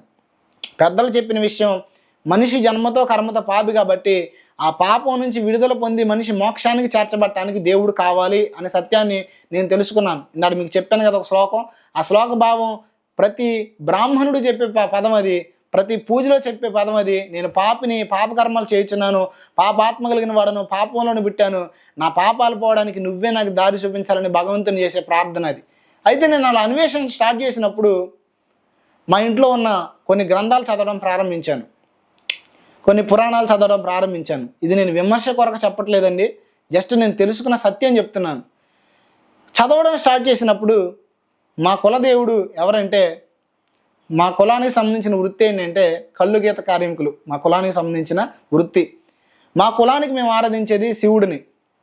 అయితే ఇప్పుడు ఈ శివపురాణం అనేది నేను చదవటం ప్రారంభించినప్పుడు, శివుడికి సంబంధించిన కొన్ని గ్రంథాలు చదవడం ప్రారంభించినప్పుడు నాకు ఆశ్చర్యకరమైన కొన్ని విషయాలు, స్టన్ అయిపోయి కొన్ని విషయాలు ఎదురవడం ప్రారంభమైనవి. ఏంటంటే ఒక మనిషిగా కూడా ఉండకూడని లక్షణాలు నేను ఆరాధించి ఒక దేవునిలో చూశాను. వాటిని నేను వివరించడానికి ఇష్టపడతలేదు. మీలో ఎవరన్నా శివలింగం చరిత్ర అని యూట్యూబ్లో కొడితే, శివలింగం యొక్క ఆవిర్భావం అని యూట్యూబ్లో కొట్టినా నేను చెప్పవసరం లేదండి, హైందవ ధర్మ సంబంధిత పండితులే చెప్తారు. అయితే ఇలాగా ఎప్పుడైతే నేను చదవడం ప్రారంభించానో నాకు ఒళ్ళు గగ్గుర్లు పురిచే కొన్ని విషయాలు దాంట్లో నేను చూశాను. చూసినప్పుడు నాకు అనిపించింది, ఒక మనిషిని మనం మంచోడు అని అనాలంటేనే, ఒక మనిషి దేవుడు లాంటోడు అనాలంటేనే ఏ లోపం లేకుండా మంచిగా అనేకులకు ఉపయోగకరంగా ఉండే వ్యక్తిని కదా మనం దేవుడు లాంటోడు అంటాం. కానీ ఈయన జీవితాన్ని చూస్తే హరిషడ్ వర్గాలైన కామానికి, క్రోధానికి, లోభానికి, మదం మత్సరాలకి చాలా లోనైపోయినట్లు నాకు కనిపించింది. లోనైనట్లు నాకు కనిపించడం కాదు, ఎగ్జాక్ట్గా లైఫ్ అలాగే ఉంది. ఖచ్చితంగా మీరు చదివినా సరే మీకు ఈ విషయాలే సత్యమైన విషయాలే మీకు బోధపడతాయి. ఇలా ఉన్నప్పుడు ఇంకా సరే నాకు ఇక ఈ లైఫ్ నచ్చలేదు. ఈ లైఫ్ నచ్చకపోగా ఇంకా కొందరి జీవితాలు చదవడం ప్రారంభించాను. ఇంకా కొందరి జీవితాలు చదవడం ప్రారంభిస్తే వారి జీవితంలో మనుషుల్లో ఉండకూడని లక్షణాలు, మనుషులుగా మనం పిలుచుకునే వారిలో సైతము లేని లక్షణాలు అనేకమైన నేను చూశాను. అలా ఎప్పుడైతే నేను చూశానో అక్కడ జరిగిన విషయం ఏంటంటే, ఇక నాకు దేవీ దేవతల మీద మనసు చెదిరిపోయింది. నాకు ఏ బోధకుడు వచ్చి, ఏ పాస్టర్ వచ్చి ఇది మొత్తం ఇదిగో మారు, ఇదిగో ఇది నమ్ము, ఇది బెనిఫిట్స్ ఇస్తారు ఇట్లా చెప్పి నన్ను ఎవరు మార్చిన వాళ్ళు లేరు. ఖచ్చితంగా ఇలా ఎప్పుడైతే నేను అన్వేషణ చేశానో నాకు ఈ అన్వేషణలో అసలు దేవుడే లేడు అని అనిపించింది. ఎందుకు అనిపించిందంటే, ఇంతకాలం నేను వీళ్ళు నాకు మార్గదర్శకులు, వీళ్ళు నాకు దేవుళ్ళు, వీళ్ళు నా ఆరాధ్య దైవాలని నేను భావించిన వారు సైతము పాపంలో బ్రతుకుతుంటే వీరు నన్ను ఎలా పాపం నుంచి విడిపించగలరు అనే ఒక ఆలోచన నాలో వచ్చి, ఇక దేవుడు లేడు, ఏమి లేడు, ఎంత ట్రాష్, ఇదంతా కల్పితం అని చెప్పేసి దేవుణ్ణే వదిలేసి తిరగడం ప్రారంభించాను. ఇంత భక్తి చిన్నప్పటి నుంచి ఉదయం లేచి ఇంత ఆరాధన చేసి, ఇంత పూజలు చేసి, ఇంత ఇది చేసి, ఆఖరికి ఇవన్నీ చదివిన తర్వాత నాలో ఉన్న మనసు చెదిరిపోయి దేవుడే లేడని ఫిక్స్ అయిపోయాను. నేను దేవుడే లేడని ఫిక్స్ అయిపోయి గుడికి వెళ్ళడం కూడా చానాళ్ళు మానేశాను. ఇంచుమించు ఒక 4 రోజులు గుడికి వెళ్ళడం మానేశాను. మానేసిన తర్వాత నేను ఇక దేవుడే లేడని డిప్రెషన్లోకి వెళ్ళిపోయిన తర్వాత మా ఊరిలో ఒక తిరణాలు జరిగింది. మా ఊరు పక్కన దోనేపూడి అని ఒక చిన్న ఊరు ఉంది. ఆ ఊరిలో ఒక గుడి దగ్గర ప్రతి సంవత్సరం తిరణాలు జరుగుద్ది. అయితే ఆ తిరణాలకి వెళ్ళాను. నేను వెళ్ళి దాంట్లో జైంట్ వీల్ ఎక్కాను మొట్టమొదటిసారి. అదే ఫస్ట్ టైం నేను జైంట్ వీల్ ఎక్కడం. అయితే ఆ జైంట్ వీల్ వాడు ఏం చేశాడంటే, తీసుకువెళ్ళి శాంతం పైన ఆపాడనమాట. పైన ఆపితే ఆ జైంట్ వీల్లో నుంచి ఊరంతా కనిపిస్తుంది నాకు. అప్పుడు నా మనసులో ఇలా ఆలోచన వస్తుంది. ఆలోచన ఏంటంటే, అరే ఇంత ఆ, ఇంత ఊరు, ఇన్ని కట్టడాలు, ఇన్ని లైట్లు, ఇంత చక్కగా రోడ్లు ఇవన్నీ ఉన్నాయంటే వీటిని చేసిన వాళ్ళు, వీటిని పెట్టిన వాళ్ళు, ఇంత క్రమంగా నడిపించే వాళ్ళు ఉన్నారు. అలాగే ఇంత సృష్టి ప్రకృతి ఇంత చక్కగా క్రమంగా వెళుతుందంటే, ఇంతమంది జనాలు సృష్టించబడ్డారంటే ఖచ్చితంగా సృష్టించిన వాడు కూడా ఉన్నాడు, దేవుడు లేడు అనుకోవడం అజ్ఞానం అని నా హృదయంలోకి వచ్చింది. అవును కదా, నిజమే కదా, ఇంతమంది ఉన్నారంటే, ఇంత క్రమంగా జరుగుతుందంటే దేవుడు లేడు అనుకోవడం అజ్ఞానమే కదా అని అనిపించి, అప్పుడు నేను అసలు ఆ దేవుడు ఎవరు అని కనుక్కోవాలి అని అనుకున్నాను. కనుక్కోవాలనుకుంటే అప్పటికి నేను ఎన్నో చదివి ఆలోచన చేసి ఉన్నాను. ఆలోచన చేసి వీరెవరు కాదని నా మనసు చెప్పి మరలా అనిపిస్తుంది దేవుడు లేడు అని. అయితే నాకు చిన్నప్పటి నుంచి మా అమ్మ చెప్పిన కొన్ని కథలు గుర్తొచ్చినాయి. ఆ కథల్లో ఎవరైతే ఋషులు ఉన్నారో వారు ఏకాంతంగా వెళ్ళిపోయి ఆ ఋషులు తపస్సు చేశారు. తపస్సు చేసినప్పుడు వారు దైవ సాక్షాత్కారాన్ని పొందుకున్నారు. అంటే దేవుడు వారికి దర్శనం ఇచ్చాడు, దేవుడు కనపడ్డాడని చిన్నప్పుడు మా అమ్మ కథలో చెప్పింది. అయితే అప్పుడు నాకు ఆలోచన వచ్చి నేను మనసులో ఇలా అనుకున్నాను, ఆ జైంట్ వీల్లో నిజంగా ఈ రాత్రి దేవుడు అనేవాడు ఉంటే నాకు కనిపెడితే నేను ఖచ్చితంగా నా జీవితాన్ని అంకితం చేస్తాను, ఖచ్చితంగా నేను ఆయన్ని విశ్వసిస్తానని చెప్పేసి తీర్మానం చేసుకోవాలి అని చెప్పేసి మనసులో అనుకుని ఇంటికి వెళ్ళంగానే నేను పడుకునే ముందు నా బెడ్ మీద కూర్చుని ఇలా అనుకున్నాను మనసులో హృదయపూర్వకంగా, దేవుడా నువ్వెవరో నాకు తెలియదు, ఖచ్చితంగా నేను చెప్తున్నాను యథార్థ హృదయంతో కనుక ఆయన అడగగలిగితే, విశ్వసించగలిగితే ఖచ్చితంగా ఆయన మీరెవరైనా సరే మీ కులంతో మీ మతంతో ఆయనకు అవసరం లేదు, ఖచ్చితంగా ఆయన మిమ్మల్ని దర్శిస్తాడు. నేను నా జీవితంలో యథార్థంగా సత్యాన్ని గ్రహించడానికి ఒక మార్గదర్శకమైన ఆలోచన ఇది. కాబట్టి నేను నా జీవితంలో అనుభవించే విషయాన్ని నేను చెప్తున్నాను. చూడండి, ఎప్పుడైతే నాకు ఇలా అనిపించిందో అప్పుడు బెడ్ మీద కూర్చుని ఇలా ప్రార్థన చేశాను, దేవుడా నువ్వెవరో నాకు తెలియదు, ఏ పేరును నేను ఉచ్చరించలా, నువ్వెవరో నాకు తెలియదు, కానీ నువ్వెవరో నాకు కనపడాలి. ఈరోజు కనుక నువ్వు నాకు కనపడకపోతే రేపు ఉదయాన్నే వచ్చి నేనే దేవుణ్ణి అని చెప్పినా సరే నేను నిన్ను ఖచ్చితంగా నమ్మను. ఈ రాత్రి దేవుడు అనేవాడు ఉంటే నాకు కనపడాలి, కనపడితే ఇక నా జీవితానికి అంకితం చేస్తాను, లేకపోతే ఇక నా బ్రతుకు కాలమంతా నాస్తికుల్లాగా బ్రతుకుతా అని చెప్పేసి నేను ఆలోచించి తిరగడం జస్ట్ అలా అనుకుని పడుకున్నాను. నేను పడుకుంటే ఆ రాత్రి జరిగిన ఒక విషయం ఏంటంటే, అప్పట్లో నా కళలు రావడమే చాలా అరుదు, ఎప్పుడు కళలు వచ్చేవి కాదు. కానీ మొట్టమొదటిసారిగా నాకు బాగా గుర్తుంది, ఫస్ట్ నేను ఇలా అనుకుని పడుకున్నప్పుడు వచ్చిన కళ, ఒక పెద్ద పెద్ద సర్పాలు నా వెంబడే పడుతున్నాయి. ఆ సర్పం ఎంత ఉందండి, ఒక్కోటి ఆకాశం అంత ఎత్తున్నాయి. ఒకే ఒక దారి వెలుతురులో ఉంది, మొత్తం చీకటి కనబడుతుంది, కానీ నేను నడిచే దారి ఒక్కటే వెలుతురులో ఉంది. ఆ చీకట్లో చాలా ఇల్లులు ఉన్నాయి, గుళ్ళు ఉన్నాయి, మసీదులు ఉన్నాయి. యథార్థంగా నేను చూసి చెప్తున్నాను, ఏ మతాన్ని దూషించడం నా యొక్క ఉద్దేశం ఎంత మాత్రమో కాదు. ఎందుకంటే మతాన్ని దూషించడం వల్ల సత్యం తెలియదు, ఆలోచించడం వల్ల యథార్థతను పరిశీలించడం వల్ల మాత్రమే సత్యం తెలిసిద్ది. అయితే అవన్నీ కూడా చీకట్లోనే నేను ఒక దారిలో పరిగెత్తుకుంటూ వెళ్తున్నాను. ఈ పాములు రెండు నా వెనకాల పరిగెత్తుతున్నాయి, పెద్ద పెద్ద పాములు పరిగెత్తుతుంటే ఒక పాముని చంపేశాను నేను. చంపేసి పరిగెత్తుతున్న ఇంకో పాము నా వెనకాల పరిగెత్తుతుంది. ఈ మార్గం నన్ను ఎక్కడికి తీసుకెళ్ళిందంటే పరిగెత్తి ఒక రైల్వే స్టేషన్కి తీసుకెళ్ళింది. రైల్వే స్టేషన్కి తీసుకెళ్తే ఆ రైల్వే స్టేషన్లో పెద్ద చర్చి నేను చూశాను. పెద్ద చర్చి చూస్తే ఇక ఏ దారి నాకు కనిపించట్లేదు, కరెక్ట్గా దారి ఆ చర్చిలోకి చూపిస్తుంది. ఆ చర్చిలోకే ఉంది ఆ దారి. రైల్వే స్టేషన్ కూడా కింద కనిపిస్తుంది. రెండో స్టేర్ చర్చ్ అనమాట అది నేను చూసింది. రెండో స్టేర్లో చర్చ్ ఉంది, కిందంతా రైల్వే స్టేషన్ ఉంది. అయితే పరిగెత్తుకుంటూ వెళ్తుంటే ఆ చర్చి దగ్గరికి వెళ్ళంగానే ఆ పాము ఏం చేసిందంటే ఒక మనిషిగా మారిపోయింది. మనిషిగా మారి అప్పుడు ఆ పాము నాతో మాట్లాడుతుంది, ఇదిగో నీ జీవితంలో నీకు కావాల్సిన సర్వస్వాన్ని ఇస్తా, నీకు ఎన్ని సుఖాలు కావాలంటే అన్ని సుఖాలు ఇస్తా, నీకు ఎంత ఆస్తి కావాలంటే అంత ఆస్తి ఇస్తా, కానీ నువ్వు మాత్రం ఆ చర్చిలోకి వెళ్ళడానికి వీలేదు, కనీసం ఆ మందిరంలో అడుగు కూడా పెట్టొద్దు అని ఆ పాము ఆ మనిషిగా మారి నాతో చెప్తుంది. అయితే నేను అన్నాను, నేను సత్యాన్ని వెతుకుతున్నాను, నిజమైన దేవుని వెతుకుతున్నాను, ఆయన నాకు కావాలి, నేను నీతో నాకు పని లేదని చెప్పేసి ముందుకు పరిగెత్తుకుంటా చర్చిలోకి వెళ్ళిపోయాను. ఎప్పుడైతే చర్చిలోకి వెళ్ళానో జరిగిన ఒక అద్భుతమైన విషయం ఏంటంటే ఆ చర్చ్ అంతా కూడా గొప్ప వెలుగుతో ఉంది. అయితే ఆ పాము కూడా ఆ చర్చిలోకి రావడం జరిగింది. ఎప్పుడైతే ఆ పాము ఆ చర్చిలోకి వచ్చిందో ఆ చర్చ్ అంతా నేలంతా ఇలా విచ్చుకుని ఆ పాము అలా నేలలోకి వెళ్ళిపోయి మళ్ళా మూసుకుపోయింది నేల. ఫస్ట్ నాకు వచ్చిన కళ ఇది. అయితే నేను అనుకున్నాను, అంటే మా అమ్మ చర్చికి వెళ్తుంది కదా, ఒకవేళ నేను ఏదైనా ఆలోచించుకుని ఉండటం వల్ల ఇలా వచ్చిందేమో అనుకుని దాన్ని పెద్ద పట్టించుకోలేదు, లైట్గా తీసుకున్నాను. రెండో రోజు ఇక దేవుడు ఉన్నాడా అసలు లేడా, ఉంటే రాత్రి కనపడమన్నాను కదా, ఎందుకు కనపడలేదు, ఓకే చర్చ్ వచ్చింది, చర్చ్ ఎందుకు కనపడింది, అయినా నేను దేవుణ్ణి కదా కనపడమని అందే, చర్చ్ ఎందుకు కనపడింది అని ఇలా అనుకుంటున్నాను మనసులో. రెండవ రోజు రాత్రి కల్లో డైరెక్ట్గా యేసు ప్రభు వారు నాకు ప్రత్యక్షమయ్యారు. ఒక తెల్లటి అంగీ వేసుకున్న ఒక వ్యక్తి, నాకు మొహం కనిపించట్లేదు, ఇదంతా ఒక వెలుగుతో ఉందన్నమాట. ఆయన నాకు ప్రత్యక్షమయ్యి ఆయన నాతో చెప్తున్నాడు, నిన్ను పుట్టించిన వాడని నేనే, నా సేవ కొరకు నిన్ను నియమించాను, నిన్ను పుట్టించాను, నా సేవ చేయాలి అని ఆయన నాతో మాట్లాడుతున్నాడు.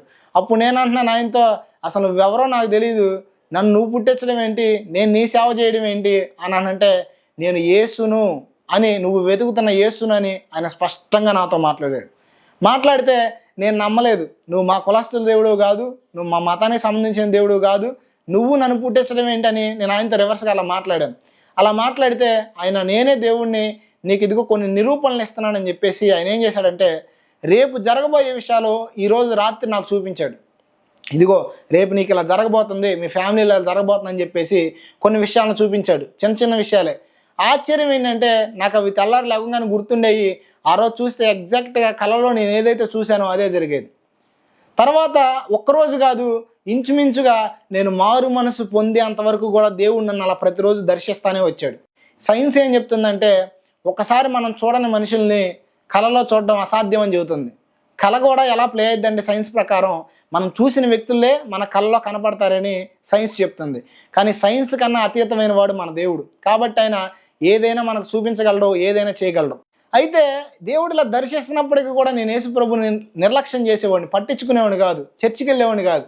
ఇలా దేవుడు మాట్లాడుతున్నప్పుడు మొట్టమొదటిసారి నాకు అనిపించింది, ఒకసారి ఎందుకు ఈయన నాతో మాట్లాడుతున్నాడు, పదే పదే ఎందుకు నన్ను దర్శిస్తున్నాడు, పద్దాక నా దగ్గరికి ఎందుకు వస్తున్నాడు ఈయన అని, అసలు ఈయన ఎవరో, ఈయన చరిత్ర ఏంటి అని తెలుసుకోవాలనిపించింది. యథార్థ హృదయంతో చెప్తున్నాను.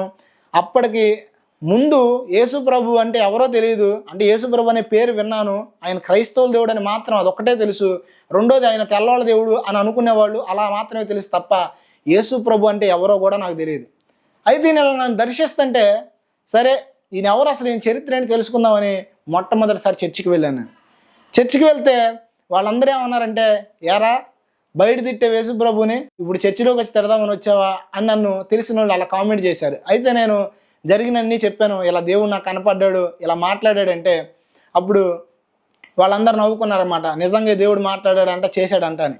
అయితే అక్కడున్న పాస్టర్ గారు వాక్యం చెప్తుంటే ఆయనకి బైబిల్లో నుంచి నాకున్న డౌట్స్, యేసు ప్రభు గురించి నాకున్న డౌట్స్ అడగడం ప్రారంభించాను. అయితే అడుగుతుంటే ఆయన ఎందుకు చనిపోయాడు, ఆయన ఎందుకు ఇలా కొట్టారు, ఎందుకు ఇంత చిత్రవధ చేశారని అడుగుతుంటే ఆయన కూడా బైబిల్ ట్రైనింగ్ చేయలేదు. రెండోది ఏదో ఆయన ఒక విశ్వాసి, వాక్యం చెప్పాలనే ఆసక్తితో ఉండి అక్కడ సేవ చేస్తున్నారు అంతే. ఆయన ఒక సేవకుడు కాదు, కేవలం అక్కడ సేవకుడు లేని కారణాన్ని బట్టి ఒక విశ్వాసి అలా నడిపిస్తున్నాడు అంతే. అయితే ఆయన అన్నాడు, నువ్వు మంచి ప్రశ్నలు అడుగుతున్నావు, దేవుని పట్ల నీకు మంచి ఆసక్తి ఉంది, అయితే మాకు నీ ప్రశ్నకు సమాధానం చెప్పేంత జ్ఞానం లేదు, మేము చిన్న సలహా ఇస్తాము, నువ్వు ప్రతి ప్రశ్నకు సమాధానం తెలుసుకోవాలంటే ఏం చేయాలంటే బైబిల్ కాలేజీ ఉండిద్ది, బైబిల్ కాలేజీకి వెళ్తే బైబిల్ గురించి, యేసు ప్రభు గురించి స్పష్టంగా నేను ఇంకా తెలుసుకోవచ్చు అన్నారు. అంటే అప్పుడు నేను యేసు ప్రభుని తెలుసుకోలేదు, యేసు ప్రభు అంటే ఎవరో తెలియదు, ఆయన ఎవరో తెలుసుకుందామనే ఆలోచనతో సరే నేను బైబిల్ కాలేజీకి వెళ్ళడానికి సిద్ధంగా ఉన్నానని చెప్పాను.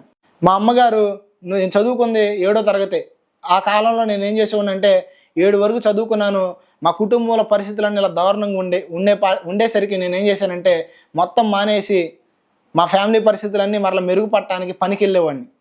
ఉదయం పూట పనికి వెళ్ళేవాడిని, రాత్రిపూట పెట్రోల్ బంకులో పెట్రోల్ కొట్టేవాడిని. అలా ఉదయము సాయంత్రము కష్టపడి పనిచేస్తూ ఉండేవాడిని.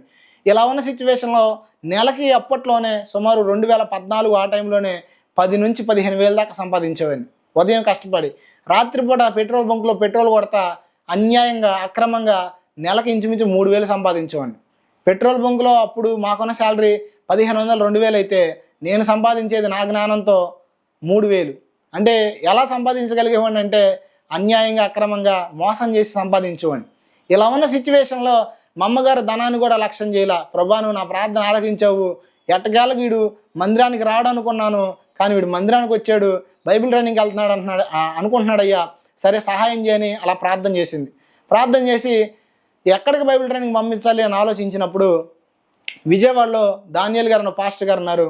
ఆయన ద్వారా పిఠాపురం, తూర్పుగోదావరి జిల్లాలో బర్నింగ్ టూల్స్ మినిస్ట్రీస్ అనే ఒక బైబిల్ కాలేజ్ ఉంది. ఆ బైబిల్ కాలేజీలోకి వెళ్తే మీ అబ్బాయి దైవికంగా ఎంతో ఎదుగుతాడు అని చెప్పేసి ఆ పాస్టర్ గారు నన్ను ఏం చేశారంటే ఎలీషా కాళీ అని మీరు యూట్యూబ్లో కొట్టిన ఆయన ఛానల్ వస్తుందండి. మా పాస్టర్ గారి దగ్గరికి నన్ను తీసుకువెళ్ళి బైబిల్ ట్రైనింగ్లో జాయిన్ చేయడం జరిగింది. అక్కడ అన్వేషణ చేయడం ప్రారంభించాను. అసలు యేసు ప్రభు గురించి తెలుసుకోవాలంటే నేను బైబిల్ కాలేజీలో ఏమన్నానంటే, ఎక్కువ మనం బైబిల్ని ధ్యానం చేస్తే దేవుని గురించి తెలుసుకుంటాం అనే విషయాన్ని నేను విన్నాను. విని మొట్టమొదటిసారిగా బైబిల్ గ్రంథాన్ని ఓపెన్ చేశాను. ఓపెన్ చేసినప్పుడు మత్తయి సువార్తలో స్టార్టింగ్ వంశావళి కనపడింది. అవి కన్నారు, వీళ్ళు కన్నారు, వాళ్ళు కన్నారండి, ఏంట్రా బాబు ఇది అనుకున్నాను. అనుకుని చదవడం స్టార్ట్ చేసి కిందకు వచ్చిన తర్వాత, ఆయన ఒక కుమారుని కనును, తన ప్రజలను వారి పాపముల నుండి ఆయనే రక్షించిన గనక ఆయనకి యేసు అని నామకరణ చేయబడుతుంది అని అక్కడ స్పష్టంగా రాసింది.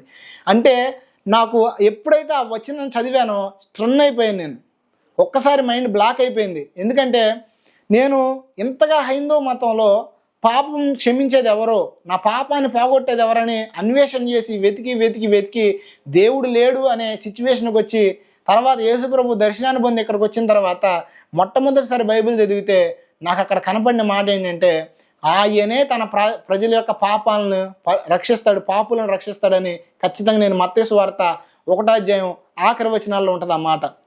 ఆ వచనం చదవగానే నాకు ఆశ్చర్యం అనిపించింది. ఏంటి, ఈయన తన ప్రజలను పాపాల నుండి రక్షించడానికి వచ్చాడా? అసలు ఎవరు ఈయన ఎందుకు రక్షిస్తాడు, ఎలా రక్షిస్తాడని మరలా బైబిల్ని కంటిన్యూషన్గా చదవడం స్టార్ట్ చేశాను. ఎప్పుడైతే బైబిల్ని అలా చదవడం స్టార్ట్ చేశానో ఆశ్చర్యకరమైన విషయం ఏంటంటే, దేవుని గురించిన సంపూర్ణమైన అవగాహన. నేను ఏ మతంలో అయితే పాప క్షమాపణ కొరకు వెతికానో, ఏ దేవుని లక్షణాలు గుణాలు అయితే నేను కావాలని అన్వేషణ చేశానో, ఆ లక్షణాలన్నీ కూడా నాకు యేసు ప్రభులో ప్రత్యక్షమైనవి, యేసు ప్రభులో నాకు కనపడినాయి. ఏ బోధకుడు నాకు చెప్పలేదు. సత్యాన్ని అన్వేషణ చేసిన క్రమంలో బైబిల్ని ఎప్పుడైతే నేను పరిశీలన చేశానో అప్పుడు నాకు తెలిసింది ఏంటంటే, ఆయన తప్ప ఈ భూమి మీద మనిషికి రక్షకుడు లేడు అనే సత్యాన్ని నేను గ్రహించాను. ఎందుకంటే మన అందరం కూడా ఈ వీడియో వీక్షిస్తున్న ఎవరైనా సరే తెలుసో తెలియకో నమ్మేది మొక్కేది నువ్వే మతస్థుడివైనా ఎందుకంటే కేవలం పాప క్షమాపణ నిమిత్తం కొరకు మాత్రమే. ఈ పాప క్షమాపణ కనుక నువ్వు పొందకపోతే జరిగేది ఏంటంటే ఖచ్చితంగా నీకు మరణం ఉంది. మరణం తర్వాత ఖచ్చితంగా హైందవ మతం ప్రకారమైన సరే నరకం ఉంది. ఈరోజు యేసు ప్రభు నమ్ముకోకపోతే నరకానికి పోతామనే బోధ ఖచ్చితంగా నేను చేయట్లేదు. కానీ పాప క్షమాపణకు ఏకైక మార్గం యేసు ప్రభు. ఎవరైతే ఆయన అనుసరిస్తారో వారి పాపాలు క్షమించబడతాయని నేను బోధ చేస్తున్నా. ఖచ్చితంగా చూడండి, ఎప్పుడైతే నేను ఈ వచనాలు చదివిన ఆశ్చర్యం అనిపించింది. మనందరం దేవుణ్ణి ఆరాధించేది దేనికంటే కేవలమైన కారణం పాప క్షమాపణ కొరకు. ఆ పాప క్షమాపణ కేవలం యేసు ప్రభు మాత్రమే ఇవ్వగలడని బైబిల్ గ్రంథంలో ఉంది. ఈరోజు నేను కూడా తెలుసుకున్న సత్యం ఏంటంటే, ఆయన మాత్రమే నీ పాపాన్ని నా పాపాన్ని పరిహరించి ఏకైక మార్గాన్ని చూపించాడు పరలోకానికి. ఎందుకంటే ఆయన మాత్రమే పరలోకం నుంచి భూమి మీదకి వచ్చిన దేవుడు కాబట్టి. ఆయన స్పష్టంగా చెప్పాడు, ఎవరూ తండ్రిని చూడలేదు, పరలోకమునున్న అద్వితీయ కుమారుడు తప్ప అన్నాడు. యోహాను సువార్తలు కనుక మనం చదివితే ఆయన పరలోకం నుంచి దిగి వచ్చాడు కాబట్టి పరలోకంలో ఉన్న సంగతులు, దేవుని యొక్క లక్షణాలు, గుణగణాలు ఆయన సమస్తాన్ని ఎరిగి ఉన్నాడు. ఎవరైతే ఆయన్ని అనుసరిస్తారో, ఎవరైతే ఆయన అంగీకరిస్తారో వారి జీవితంలో ఖచ్చితంగా ఆయన పాప క్షమాపణ అనుగ్రహించే దేవుడు. ఖచ్చితంగా నేను తెలుసుకున్న సత్యం ఏంటంటే, ఆయన ప్రతి ఒక్కరి పాపాలు క్షమించడానికి మనం అనుభవించాల్సిన శిక్షను ఆయన తన శరీరం మందు అనుభవించి ఎవరైతే ఆయన అంగీకరిస్తున్నారో స్పష్టంగా వారికి పాప క్షమాపణ ఆయన అనుగ్రహించి వారికి పరలోకాన్ని ఇస్తున్నాడు. ఖచ్చితంగా నేను ఈ సత్యాన్ని తెలుసుకున్నప్పుడు నాకు చాలా సంతోషం అనిపించింది. రెండోది ఏంటంటే, నా పాపాలు నేను ఆయన దగ్గర ఒప్పుకున్నాను. ఎప్పుడైతే నేను నా పాపాలు ఆయన దగ్గర ఒప్పుకున్నానో నా హృదయం మందు నెమ్మది, ప్రశాంతత నాకు వచ్చింది. ఇలా వచ్చిన క్రమంలో నేను ఏ దైవజనుడి దగ్గర అయితే బైబిల్ తర్ఫీదుకి వెళ్ళానో ఆ దైవజనుడు ఎవరంటే, దేవుని చేత అభిషేకించబడి ప్రవక్తగా వాడబడుతున్న దైవ సేవకులు. అయితే ఆయన దేవుని కృపలో దేవుని అభిషేకం చేత బలంగా నింపబడి వాడబడుతున్నప్పుడు ఒకానొక సమయంలో ఆదివారం రోజు ఒక వాక్యం చెప్తున్నారు ఆయన. ఆ వాక్యం ఏంటంటే, సమూయేలు దావీదును అభిషేకించే సందర్భం అది. ఆ సందర్భంలో ఆయన వాక్యం చెప్తా, దేవుడు కొందరిని ఇక్కడ అభిషేకించబోతున్నారు, మీలో కొందరిని దేవుడు ఏర్పరచుకుంటున్నాడు, దేవుడు తన సేవ కొరకు బలంగా అభిషేకిస్తాడు, మీరు కనిపెట్టండి అని ఆయన చెప్పారు. కనిపెట్టమన్నప్పుడు నేను మోకరించి అలా కళ్ళు మూసుకుని అలాగా ప్రార్థన చేసుకుంటున్నాను. అనేక మంది కూడా అలా ప్రార్థనలో ఉన్నారు. అయితే ఆయన చెప్పారు, కొందరికి ఈ టైప్ ఆఫ్ దర్శనాలు వస్తాయి, ఇలా కళలు వస్తాయి, ఇలా దర్శనాలు వస్తాయి. ఈ దర్శనాలు వచ్చినప్పుడు నాకు చెప్పండి, నేను మీకు ప్రార్థన చేస్తానన్నారు. అయితే కొందరిని ఆల్ట్రా కాల్ ఇచ్చినప్పుడు కొంతమంది వెళ్ళి స్టేజ్ మీద మోకాళ్ళు వేస్తే నేను మాత్రం ఒక దర్శనాన్ని చూశాను కానీ ఆయనకి చెప్పలేదు. నేనేమనుకున్నానంటే మనసులో, నిజంగా కనుక ఫస్ట్ యేసుప్రభు నాకు చెప్పారు నేను నీ సేవ కొరకు పుట్టించానని, రెండోది ఈయన చెప్పారు దేవుని సేవ కొరకు కొంతమందిని ఇక్కడ ఏర్పరచుకున్నాడని, నిజంగా కనుక నువ్వే నాతో అప్పుడు మాట్లాడితే, నిజంగా ఇప్పుడు కనుక నువ్వు నాకు ఆ దర్శనాన్ని చూపిస్తే నేను వెళ్ళను, ఆయన నిజంగా నీ ప్రవర్త కాబట్టి ఆయనే నా దగ్గరకు వచ్చి నన్ను తీసుకెళ్ళాలి అని మనసులో అనుకుని ఎక్కడో 300 మంది అవతల కూర్చున్నాను. నేను కూర్చుని అలా మనసులో అనుకుంటే జరిగిన ఒక విషయం ఏంటంటే, ఆశ్చర్యకరంగా ఆయన నా దగ్గరకు వచ్చి నా చేయి పట్టుకుని నన్ను ఆ స్టేజ్ దగ్గర తీసుకెళ్ళి మోకరించు, దేవుడిని ఏర్పరచుకున్నాడు, దేవుడిని అభిషేకిస్తున్నాడు అని చెప్పారు. ఎప్పుడైతే మోకరించానో అలాగా చాలామంది మోకరించారు, దేవుని బలమైన ప్రసన్నత వారి మీదకి దిగొచ్చింది. అయితే నా మీద కూడా ఫస్ట్ టైము నేను ఏ పెంతెకోస్తు బ్యాక్గ్రౌండ్ నుంచి వెళ్ళలేదు, నాకు అసలు పరిశుద్ధాత్మ అనుభవం అంటే ఏంటో తెలియదు, అసలు పరిశుద్ధాత్మ అనే పదాన్నే వినలేదు. కానీ ఎప్పుడైతే యేసుప్రభు నా రక్షకుడు అని అంగీకరించానో, యేసుప్రభు నా పాపాల నుంచి నన్ను విడిపిస్తాడని అంగీకరించానో, అప్పుడు జరిగిన విషయం ఏంటంటే మొట్టమొదటిసారి పరిశుద్ధాత్మ దేవుడు బలంగా నా మీదకి దిగొచ్చినప్పుడు జరిగింది ఏంటంటే, నాకు తెలియకుండానే నేను అన్కాన్షియస్ అయిపోయాను, అంటే పడిపోయి కళ్ళు తెరిచి చూస్తే నేను కింద పడుకుని ఉన్నాను అనమాట. అంటే ఒక కరెంట్ షాక్ కొట్టినట్టు నాకు అనిపించింది. ఎప్పుడైతే నేను మరలా అలా లేచానో జరిగిన విషయం ఏంటంటే, ఆశ్చర్యకరంగా నాలో ఒక నూతనమైన మార్పు నాకు కలిగింది. యేసు ప్రభు నా జీవితంలో నేను అంగీకరించిన తర్వాత నేను మతం మారలేదు, నా బ్రతుకు మార్చబడింది. ఈ రోజుకి నేను స్టిల్ చెప్తున్నాను, ఏ మత సంబంధమైన వ్యక్తిగా నేను ప్రవర్తించట్లేదు. ఈరోజు చాలామంది మతం అని మత ఉన్మాదంతో మతం అనేవారే ప్రవర్తిస్తున్నారు. ఈరోజు చిన్న ఎగ్జాంపుల్ చెప్తాను. మా ఊర్లో పోయిన సంవత్సరం డిసెంబర్లో ఏం జరిగిందంటే, ఉదయాన్నే నేను కాఫీ తాగడానికి సెంటర్కి వచ్చాను. 5 అయింది టైం. అప్పుడు బాగా చలి విపరీతంగా ఉంది. ఆ టైంలో నాకు తెలిసిన పూజారి గారు ఒక ఆయన గుడికి వెళ్ళడానికి సెంటర్లో రెడీగా ఉన్నారు. ఊరు చివర ఆయన గుడిలో ఆరాధన చేసేది. అయితే ఆయన చలితో వణికిపోతున్నారు అక్కడ. అప్పుడే స్నానం చేసి వచ్చారు, ఆయనకి ఏమి దొరకట్లేదు.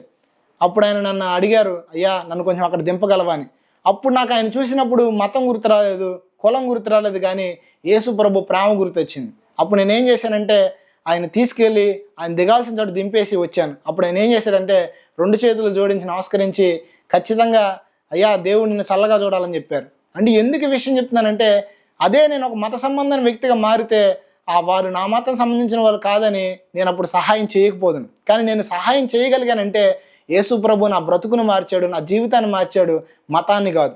ఎప్పుడైతే ఇలా నేను పరిశుద్ధాత్మతో నింపబడ్డానో నా జీవితంలో క్రమక్రమంగా మార్పులు రావడం స్టార్ట్ అయింది. తర్వాత దేవుడి స్వరాన్ని ఇంకా నేను స్పష్టంగా వినడం ప్రారంభించాను. అద్భుతం ఏంటంటే, ఇంచుమించు 4 సంవత్సరాల తర్ఫీదు కంప్లీట్ అయిన తర్వాత మరలా నేను మా ఊరు రావడం జరిగింది. ఈ 4 సంవత్సరాల్లో జరిగిన విషయం ఏంటంటే, మధ్యలో సెలవులకి మా ఇంట్లోకి వచ్చేవాడిని. మా ఇంట్లో ఎవ్వరు మారుమనసు పొందలేదు. ఇంకా మొట్టమొదటి యేసు ప్రభు నమ్ముకున్నారు, తర్వాత నేను నమ్ముకున్నాను. మా ఇంట్లో ఫ్యామిలీ అంతా యేసు ప్రభు నమ్ముకోలేదు. ఇంకా మా తాతగారు నమ్ముకోలేదు, మా అమ్మమ్మగారు నమ్ముకోలేదు, మా అన్నయ్య నమ్ముకోలేదు, ఎవరో దేవుడు నమ్ముకోలేదు. అయితే చెప్పడానికి నాకేమీ రాదు, యేసు ప్రభుని గురించి చెప్పడానికి రాదు. కానీ వాళ్ళు మొట్టమొదటి నా జీవితాన్ని చూశారు. ఒకప్పుడు నేను ఎలా ఉన్నానో చూశారు, యేసు ప్రభు నమ్ముకున్న తర్వాత ఎలా మారానో జీవితాన్ని చూశారు. ఫస్ట్ వీడి జీవితంలో ఏంటి ఎలా మార్పు వచ్చింది. ఒకప్పుడు మూర్ఖుడిగా ఉండేవాడు, ఒకప్పుడు విచిత్రమైన విషయం, నేను అంత దైవభక్తిగా ఉన్నప్పటికీ కూడా నేను చేసే ఫీల్డ్ని బట్టి విపరీతంగా బూతులు మాట్లాడేవాడిని, గౌరవించేవాడిని కాదు, చిన్నవాళ్ళు పెద్దవాళ్ళు ఉండేది కాదు. చిన్న వయసు అయినప్పటికీ కూడా విపరీతమైన బూతులు, అహంకారపూరితమైన మాటలతో మాట్లాడేవాడిని. ఈ రోజుకి మా ఏరియాలో ప్రతి ఒక్కరికి తెలుసు నా జీవితం ఒకప్పుడు ఎలా ఉండేదో ఇప్పుడు ఎలా ఉందో.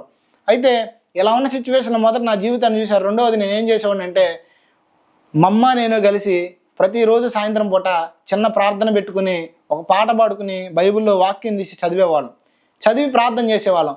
ఇలా ఉన్న సిచ్యువేషన్లో మా తాతగారు ఏం చేసేవాడంటే, కావాలని మేము ప్రార్థన చేస్తుంటే ఆయన మంచం మీద కూర్చొని సిగరెట్లు కాల్చేవాడు. అయితే ఎందుకు సిగరెట్లు కాలుస్తున్నా, మేము ప్రార్థన చేసుకుంటున్నాం కదంటే, నీది నీదే నాది నాదే అనేవాడు అనమాట, వ్యతిరేకంగా. అయితే నేను అనుకునేవాడిని, ఏదో ఒక రోజు దేవుడు ఈయన దర్శిస్తాడు, ఏదో ఒక రోజు మారుస్తాడని చెప్పేసి అలా ప్రార్థన చేసుకుంటున్నాం. ప్రార్థన చేసుకుని జరిగే విషయం ఏంటంటే, ఒక వారం తర్వాత హార్ట్ స్ట్రోక్ వచ్చింది ఆయనకి. స్ట్రోక్ వస్తే ఎవరికైనా సాధారణంగా ఇంచుమించు చాలా దెబ్బ అవుతారు, కానీ ఆయనకి ఏం అవ్వలేదు. అప్పుడు డాక్టర్ దగ్గరికి వెళ్తే డాక్టర్ అన్నారు, నువ్వు ఇంకొకసారి కనుక సిగరెట్ కనుక కాలిస్తే నువ్వు అయిపోతావు, నువ్వు సిగరెట్లు మానేయాలన్నారు.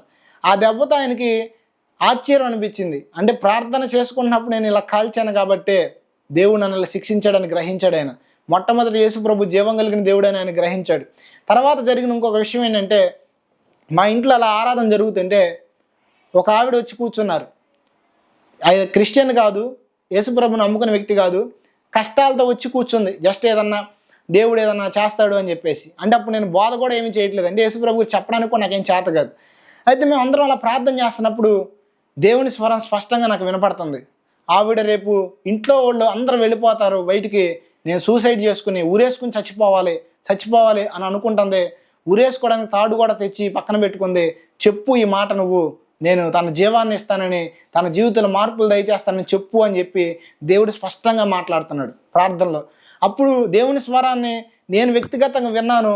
నేను విని నా జీవితంలో అనుభవించాను, కానీ పక్క వాళ్ళ గురించి ఫస్ట్ టైం దేవుడు నాతో అలా మాట్లాడతాం. అప్పుడు నేను ప్రభువా నేను ఎలా చెప్పగలను ఈ విషయం, నేను చెప్పను, ఒకవేళ ఒప్పుకోలేదనుకో నేను అవమానపరచబడతాను కదా, నన్ను ఇలా అనుకుంటారు కదా అని అనుకుంటున్నాను. అయితే అనుకుంటున్నప్పుడు సడన్గా నా నోట్లో నుంచి ఆ వార్డ్ వచ్చేసింది, నువ్వు చచ్చిపోవాలనుకుంటున్నావు కదా రేపు ఉదయం అని.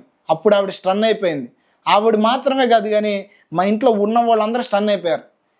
అప్పుడు ఆవిడ కన్నీళ్లు పెట్టుకుని, అవునయ్యా రేపు ఉదయం నేను చచ్చిపోవాలనుకుంటున్నాను, తాడు కూడా పెట్టుకుని వచ్చానని స్పష్టంగా చెప్పింది. ఎప్పుడైతే దేవుని శక్తిని చూడడం ప్రారంభించారో జరిగిన అద్భుతం ఏంటంటే, వాళ్ళ మనసులో ఏమేమి అనుకుంటున్నారో కూడా దేవుడు నాకు స్పష్టంగా తెలియజేయడం ప్రారంభించాడు. ఎప్పుడైతే అలా ప్రారంభించాడో ఆవిడ ఒక్క విషయంలోనే కాదు, అక్కడ ఎవరెవరైతే అలా ప్రార్థనకు వస్తున్నారో వాళ్ళకు కూడా నేను వాళ్ళ సమస్యల గురించి చెప్పడం, ఇలా జరగడం ప్రారంభమైంది. ఎప్పుడైతే ఇలా జరిగిందో దేవుని శక్తిని మా ఇంట్లో వాళ్ళు చూశారో జరిగిన విషయం ఏంటంటే, మా ఫ్యామిలీ అంతా కూడా మారు మనసు పొందారు. ఖచ్చితంగా ఆ ఫొటోస్ అన్నీ కూడా తీసుకెళ్ళి మేము కాలువలో కలపడం జరిగింది. తర్వాత మా ఫ్యామిలీ అంతా సంపూర్ణంగా రక్షణ పొంది మా కుటుంబంలో ఉన్న సమస్యను విడుదల అవ్వడం జరిగింది. అయితే మేము ఇలా ఉన్న సందర్భంలో మా తాతగారు మారలేదు, మా అమ్మమ్మ గారి మీదకి సేమ్ స్పిరిట్ అలాగే వస్తూ ఉండేది. అంటే మేము దేవుణ్ణి నమ్ముకున్న కొత్తలో. అయితే నేను ఎప్పుడైతే ఇలా ప్రార్థన పెడతాం స్టార్ట్ చేశాను, మా ఇంట్లో జరిగిన అద్భుతం ఏంటంటే, ఒకానొక ఉదయకాల సమయంలో మేము ఇలా ప్రార్థన పెట్టుకున్నాం. మా అమ్మమ్మ గారు లేచి, అంటే ఆవిడ ఇంకా దేవుణ్ణి నమ్ముకోలేదు, ఫస్ట్ టైం అనమాట అలా ప్రార్థనలో కూర్చోవడం కూడా. నేను చచ్చిపోతున్నాను, ఇదిగో నన్ను తీసుకెళ్ళిపోతున్నారని ఇట్లా మాట్లాడుతుంటే నేనేం చేశానంటే, మా అమ్మగారు అన్నారు ప్రార్థన చేయి తన కోసం, తను ఇలా మాట్లాడుతుంది పిచ్చి పిచ్చిగా అంటే, సరే ప్రార్థన చేద్దామని నిద్రమూర్తిలో ఉండి అలా లెగిసి ప్రార్థన చేద్దాం. అప్పుడు నేను ఇంకా పాస్టర్ గారిని కూడా కాదు, జస్ట్ ఒక సాధారణమైన యేసు ప్రభువుని అన్వేషిస్తున్న ఒక సత్యాన్వేషిని మాత్రమే. అలా లెగిసి ప్రార్థన చేసుకుందామని చెప్పి, తండ్రి నీకు స్తోత్రమయ్యా స్తోత్రమయ్యని ఈ 2 పదాలు అన్నాను. ఎప్పుడైతే ఈ 2 పదాలు అన్నానో ఆవిడ పెద్దగా కేకేసింది. ఎప్పుడైతే ఆవిడ కేకేసిందో మా ఇంట్లో ఇట్లా చుట్టూ మంచం ఉందండి, మంచం మీద మా అమ్మమ్మ గారు కూర్చున్నారు, చుట్టూ పడుకున్నారు మా వాళ్ళందరూ. ఆవిడ వేసిన కేక్కి మా వాళ్ళందరూ భయపడి లెగిస్తే ఆవిడ అంటుంది, నువ్వు ప్రార్థన చేయొద్దు, నాకు మంటలు మండిపోతున్నాయి, నువ్వు ప్రార్థన చేస్తుంటే నువ్వు ప్రార్థన ఆపేసే అంది. ఎందుకు ఆపాలి, నువ్వెవరు అసలు అని చెప్తే ఆవిడ మాట్లాడుతుంది, ఇదిగో నన్ను చేతబడి చేసి 4 పంపించారు, 4 వ్యక్తులు, నేను ఇలా వచ్చానని చెప్తుంది. అప్పుడు నేను చెప్పాను, మేమందరం దేవుణ్ణి నమ్ముకున్న వాళ్ళం, ప్రతిష్ఠితమైన జనం, దేవుని సొత్తైన ప్రజలం మేము, నువ్వు మాలో ఉండడానికి వీల్లేదంటే నేను ఇంకెన్నడూ రానని 2 చేతులు జోడించి అలా పడిపోయింది ఆవిడ. పడిపోగానే ఆవిడలో నా స్పిరిట్ వెళ్ళిపోయింది. జరిగిన అద్భుతం ఏంటంటే, ఇన్నాళ్ళు రాని విడుదల, ఇన్నాళ్ళు రాని స్వస్థత ఎప్పుడైతే యేసు ప్రభువుని నమ్ముకున్నామో ఆశ్చర్యకరంగా ఆవిడ జీవితంలో ఆవిడ అనుభవించింది. ఎప్పుడైతే ఆవిడకి ఆ స్వస్థత కలిగిందో, ఎప్పుడైతే ఆవిడ అనుభవించిందో ఆశ్చర్యకరంగా ఆవిడ జీవితం కూడా మారింది. అలా మా కుటుంబం అంతా మారు మనసు పొంది మందిరానికి వెళ్ళడం స్టార్ట్ చేశారు. మా అన్నయ్యోళ్ళు, మా వదినోళ్ళు, మా తాతోళ్ళు, మా మామోళ్ళు, మా అమ్మ, మేము అందరం కలిసి దేవుడిని ఆరాధించే వాళ్ళం అలాగా. అయితే మేము ఇలా ఆరాధించిన క్రమంలో దేవుడు ఒక ప్రాంతంలోకి పరిచర్యకు ద్వారాలు తెరిచాడు. అద్భుతం ఏంటంటే, ఆ పరిచర్యకి నేను వెళ్ళినప్పుడు ఆ పరిచర్య 2 ప్రారంభించాను. ఆ 2 ప్రారంభించినప్పుడు నేను అసలు బైబిల్ ట్రైనింగ్ నుంచి పరిచర్య అంటే నాకు ఇష్టం లేదు, కానీ దేవుడు నన్ను ప్రత్యేకంగా ఎన్నోసార్లు దర్శించడాన్ని బట్టి పరిచర్యకు వచ్చాను. దేవుడు నాకు చెప్పిన విషయం ఏంటంటే, అనేక ప్రాంతాల్లోకి నేను తీసుకెళ్తాను, అనేక ప్రజల మధ్యలో నేను నిలబెడతాను, నేను వాడుకుంటాను, అనేక వాగ్దానాల ద్వారా దేవుడు నాతో మాట్లాడాడు. అయితే ఈ 2 చూసేసరికి నాకు నిర్లక్ష్యం వచ్చింది పరిచర్య పట్ల. రెండోది నిరుత్సాహం కూడా వచ్చేసింది. ఏం పరిచర్య, ఏం లోకం, నేనేదో ఆ దేవుడు నన్ను ఇంత బ్లెస్ చేస్తా అన్నాడు, ఇంత వాడుకుంటాను అన్నాడు, కానీ ఏంటి 2 అని చెప్పేసి నిరుత్సాహంతో అలా ఉండేవాడిని. అయితే సంవత్సరం వరకు కూడా పరిచర్యలో ఎదుగుదల లేదు. రెండోది ఏంటంటే, నేనంటూ ఒకనున్నానని కూడా అసలు ఎవరికి తెలియదు. ఆ పరిచర్యలో, ఆ ఊర్లో కూడా ఎవరికి తెలియదు, జస్ట్ కామన్గా జరిగేది పరిచర్య. ఆ 2లో కూడా ఒక ఆవిడ ప్రతి ఆదివారం ఏమనేదంటే, ఎందుకు పాస్టర్ గారండి ఈ చర్చి, ఎవ్వరు రారు, అసలు ఈ చర్చి అనవసరం అనేది ఆవిడ. ఇలా అంటున్న క్రమంలో నాకు చాలా నిరుత్సాహం వచ్చేసేది ఇంకా. అయితే సంవత్సరం ఇలాగే పరిచర్య జరిగింది, కానీ సంవత్సరం కూడా నేను దేవుని కొరకే చేశాను. ఏ కానుకలు ఆశించో, దేన్ని ఆశించో, దేని కొరకు చేయాల, ప్రజల జీవితాలు మారాలి, ప్రజలు నేను తెలుసుకున్న సత్యాన్ని తెలుసుకోవాలని చెప్పేసి నేను పరిచర్య చేశాను. అయితే దేవుడు సంవత్సరం తర్వాత స్పష్టంగా నాతో మాట్లాడారు ఏంటంటే, నువ్వు చేసిన పరిచర్యకు నేను ప్రతిఫలాన్ని ఇవ్వబోతున్నాను, నిన్ను నేను గణపరచబోతున్నానని దేవుడు స్పష్టంగా మాట్లాడారు. మాట్లాడినప్పుడు జరిగిన ఆశ్చర్యకరమైన విషయం ఏంటంటే, ఉపవాస ప్రార్థన స్టార్ట్ చేశాను నేను. ఫస్ట్ ఉపవాస ప్రార్థన ప్రారంభించినప్పుడు నా దగ్గరికి ఎవరైతే వస్తున్నారో వాళ్ళతో నేను చెప్పాను, దేవుడు బలమైన కార్యాల గురించి మన ద్వారా చేస్తాడు, మన సంఘం ద్వారా దేవుడు తన నామాన్ని గణపరుస్తాడంటే వాళ్ళు యేసు ప్రభువుని నమ్ముకున్న వాళ్ళే కానీ దేవుని శక్తిని ఎరిగిన వారు కాదు.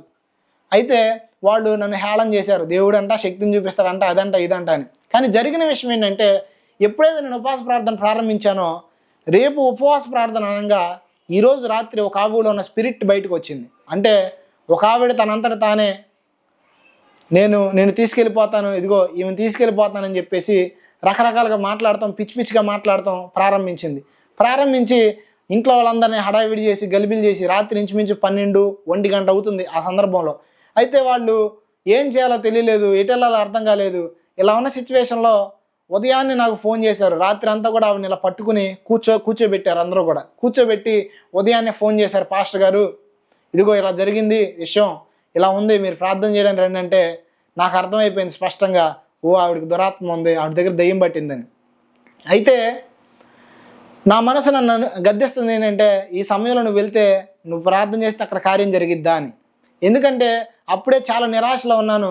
దేవునికి సమీపంగా ఉండాల్సి నేను ప్రార్థన చేయడం కూడా మానేశాను. ఒక రకంగా చెప్పాలంటే నిరాశతో నా హృదయం నన్ను గద్దిస్తుంది ఏంటంటే, నువ్వు వెళ్తే కార్యం జరిగిద్దా అని.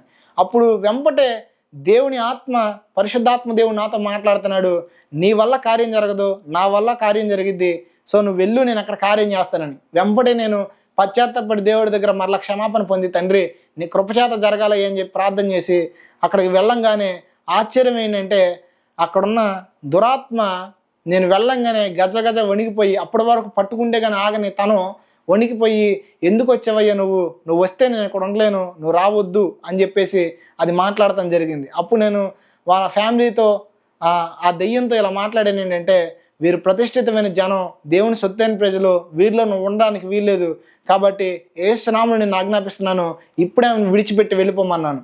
ఎప్పుడైతే దేవుని నామాన్ని బట్టి ఇలా ప్రార్థన చేశానో జరిగిన అద్భుతం ఏంటంటే, వెంపట ఆమెను విడిచిపెట్టేది వెళ్ళిపోయింది. అప్పటి వరకు కూడా ఆవిడకి ఎన్నో సమస్యలు, ఎన్నో అనారోగ్య కారణాలు, రకరకాలైన సమస్యలతో ఆవిడ ఇబ్బంది పడుతూ ఉండేది.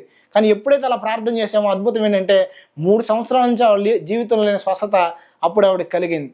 ఎప్పుడైతే మొట్టమొదటికి ఈ కార్యం జరిగిందో, ఈ కార్యం 4 గోడల మధ్య జరిగిందండి. ఎవరికి తెలియదు, జస్ట్ ఆ ఫ్యామిలీ మెంబర్స్ మాత్రమే తెలుసు. అయితే ఆ ఫ్యామిలీలో చాలామంది యేసు ప్రభు నమ్ముకోల. ఆ ఫ్యామిలీలో అందరు నామకార్థంగా ఉండేవాళ్ళు. ఎప్పుడో పండక్కి చర్చికి వెళ్ళే వాళ్ళు ఉన్నారు, ఎప్పుడో వెళ్దాంలే అనుకునే వాళ్ళు ఉన్నారు, యేసు ప్రభుని నమ్ముకునే వాళ్ళు లేరు. కొంతమంది తాగుబోతులు ఉన్నారు, కొంతమంది వ్యసనపరులు ఉన్నారు, వ్యభిచారులు ఉన్నారు. ఇలా ఉన్న సందర్భంలో వాళ్ళందరికీ దేవుని శక్తి మెల్లగా స్ప్రెడ్ అవ్వడం స్టార్ట్ అయింది. అరే ఇదిగో పాస్టర్ గారు ఇలా ప్రార్థన చేస్తే ఇలా జరిగిందని. అయితే వాళ్ళు ఏ సమస్యలతో ఉన్నారో వాళ్ళందరినీ దేవుడు నా దగ్గరికి నడిపించడం, ప్రార్థన చేసినప్పుడు దేవుడు కార్యం చేయడం, అక్కడ దేవుడు తన మహిమను చూపించడం ప్రారంభించాడు. అద్భుతం ఏంటంటే, చచ్చిపోతాడు తీసుకెళ్ళిపోయిన డాక్టర్లు పంపించేసి బెడ్ తీసుకొచ్చి బయట పెట్టి ఇంటి బయట పడుకోబెట్టి ఇక్కడ చచ్చిపోతాడు అని చెప్పేసి ఇంటి బయట పడుకోబెట్టిన వాళ్ళు కూడా ప్రార్థన చేసినప్పుడు వితిన్ 5 మినిట్స్, వితిన్ 10 మినిట్స్లో లెగిచి నేటికి సజీవంగా ఉన్నవారు ఉన్నారు. ఈ సాక్ష్యాలు ఖచ్చితంగా నేను చెప్తున్నాను, దొంగ మాటలు కాదు, ఈ సాక్ష్యాలు అబద్ధాలు కాదు. మీలో ఎవరన్నా తెలుసుకోవాలనుకుంటే ఖచ్చితంగా మీరు మా ప్రాంతానికి వస్తే సాక్ష్యాలతో నిరూపించడానికి నేను ఖచ్చితంగా సిద్ధంగా ఉన్నాను. ఎందుకంటే ఇది సత్యం. యేసు ప్రభు జీవం కలిగిన దేవుడు, ఆ జీవం నేటికి సజీవంగా ఉంది. అయితే ఇక్కడ నేను చెప్పేది ఏంటంటే, నేను ప్రార్థన చేస్తే జరిగిందనేది నేను ఖచ్చితంగా చెప్పట్లేదు. నా దేవుడు సజీవుడు కనుక నేను చేసినా మీరు చేసినా ఖచ్చితంగా విశ్వాసంతో చేస్తే ఆయన ఖచ్చితంగా ఏం చేస్తాడంటే జవాబును మనకు అనుగ్రహిస్తాడు. అలా పరిచర్యలో దేవుని కార్యాలు జరగడం ప్రారంభించిన ఆశ్చర్యకరమైన విషయం ఏంటంటే, ఈరోజు నా ముఖం చూడని వాళ్ళు ఆ ఊర్లో ఉన్నారు, కానీ నా పేరు తెలియని వాళ్ళు ఆ ఊర్లో లేరు. ఎందుకంటే దేవుడు తన కృపలో నా పేరును అక్కడ అంతగా వ్యాప్తించాడు. రెండోది ఏంటంటే, ప్రజలు ఏ కష్టం వచ్చినా మొట్టమొదటిగా మందిరానికి రావడం, ప్రార్థన చేయించుకోవడం, వాళ్ళ జీవితంలో దేవుని కార్యాలు అనుభవించడం ఈరోజు వాళ్ళు చూస్తున్నారు. ఖచ్చితంగా ఈ వీడియో వీక్షిస్తున్న మీకు కూడా నేను చెప్పేది ఏంటంటే, నా జీవితంలో నేను సత్యాన్ని అన్వేషించాను, తెలుసుకున్నాను. ఖచ్చితంగా నా కుటుంబం మారింది, నా జీవితం మారింది, నా బ్రతుకు మారింది. నేటికి నా ద్వారా అనేకుల బ్రతుకులు మార్చబడుతున్నాయి. నా ద్వారా ఎవరి మతాలు మార్చబడలేదు, కానీ అనేకుల బ్రతుకులు మార్చబడినాయి. నేడు ఎంతోమంది వ్యభిచారులు మార్చబడ్డారు, దొంగలు మార్చబడ్డారు, తర్వాత ఎంతోమంది తల్లిదండ్రులకి అవిధేయులైన పిల్లలు మార్చబడ్డారు. ఖచ్చితంగా ఈ మార్పు అనేది నా వల్ల కలిగింది కాదు, కానీ నేను కలిగి ఉన్న యేసు వల్ల కలిగింది. ఎందరైతే అన్వేషించి ఆయన తెలుసుకుంటారో ఖచ్చితంగా వారి జీవితాల్లో కూడా ఆయన అనేకమైన మార్పులు, ఇలాంటి అద్భుతమైన కార్యాలు జరిగిస్తాడు.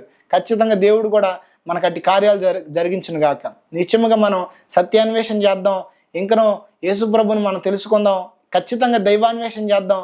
మనం ఖచ్చితంగా, ఎందుకంటే ఈ లోకంలో ఖచ్చితంగా ప్రతి ఒక్కరికి మరణం అనేది ఉంది. మరణం తర్వాత పరలోకం ఉంది, మరణం తర్వాత నరకం కూడా ఉంది. కాబట్టి ఎవ్వరూ కూడా నరకానికి వెళ్ళకూడదని యేసుప్రభు ఉద్దేశం. కాబట్టి మన సత్యాన్వేషణ చేద్దాం, భూమి మీదే పాప క్షమాపణకి మార్గాన్ని తెలుసుకుందాం, ఖచ్చితంగా పరలోకాన్ని స్వతంత్రించుకుందాం. దేవుడు ఖచ్చితంగా ఈ సాక్ష్యాన్ని దీవించును గాక. ఆమేన్.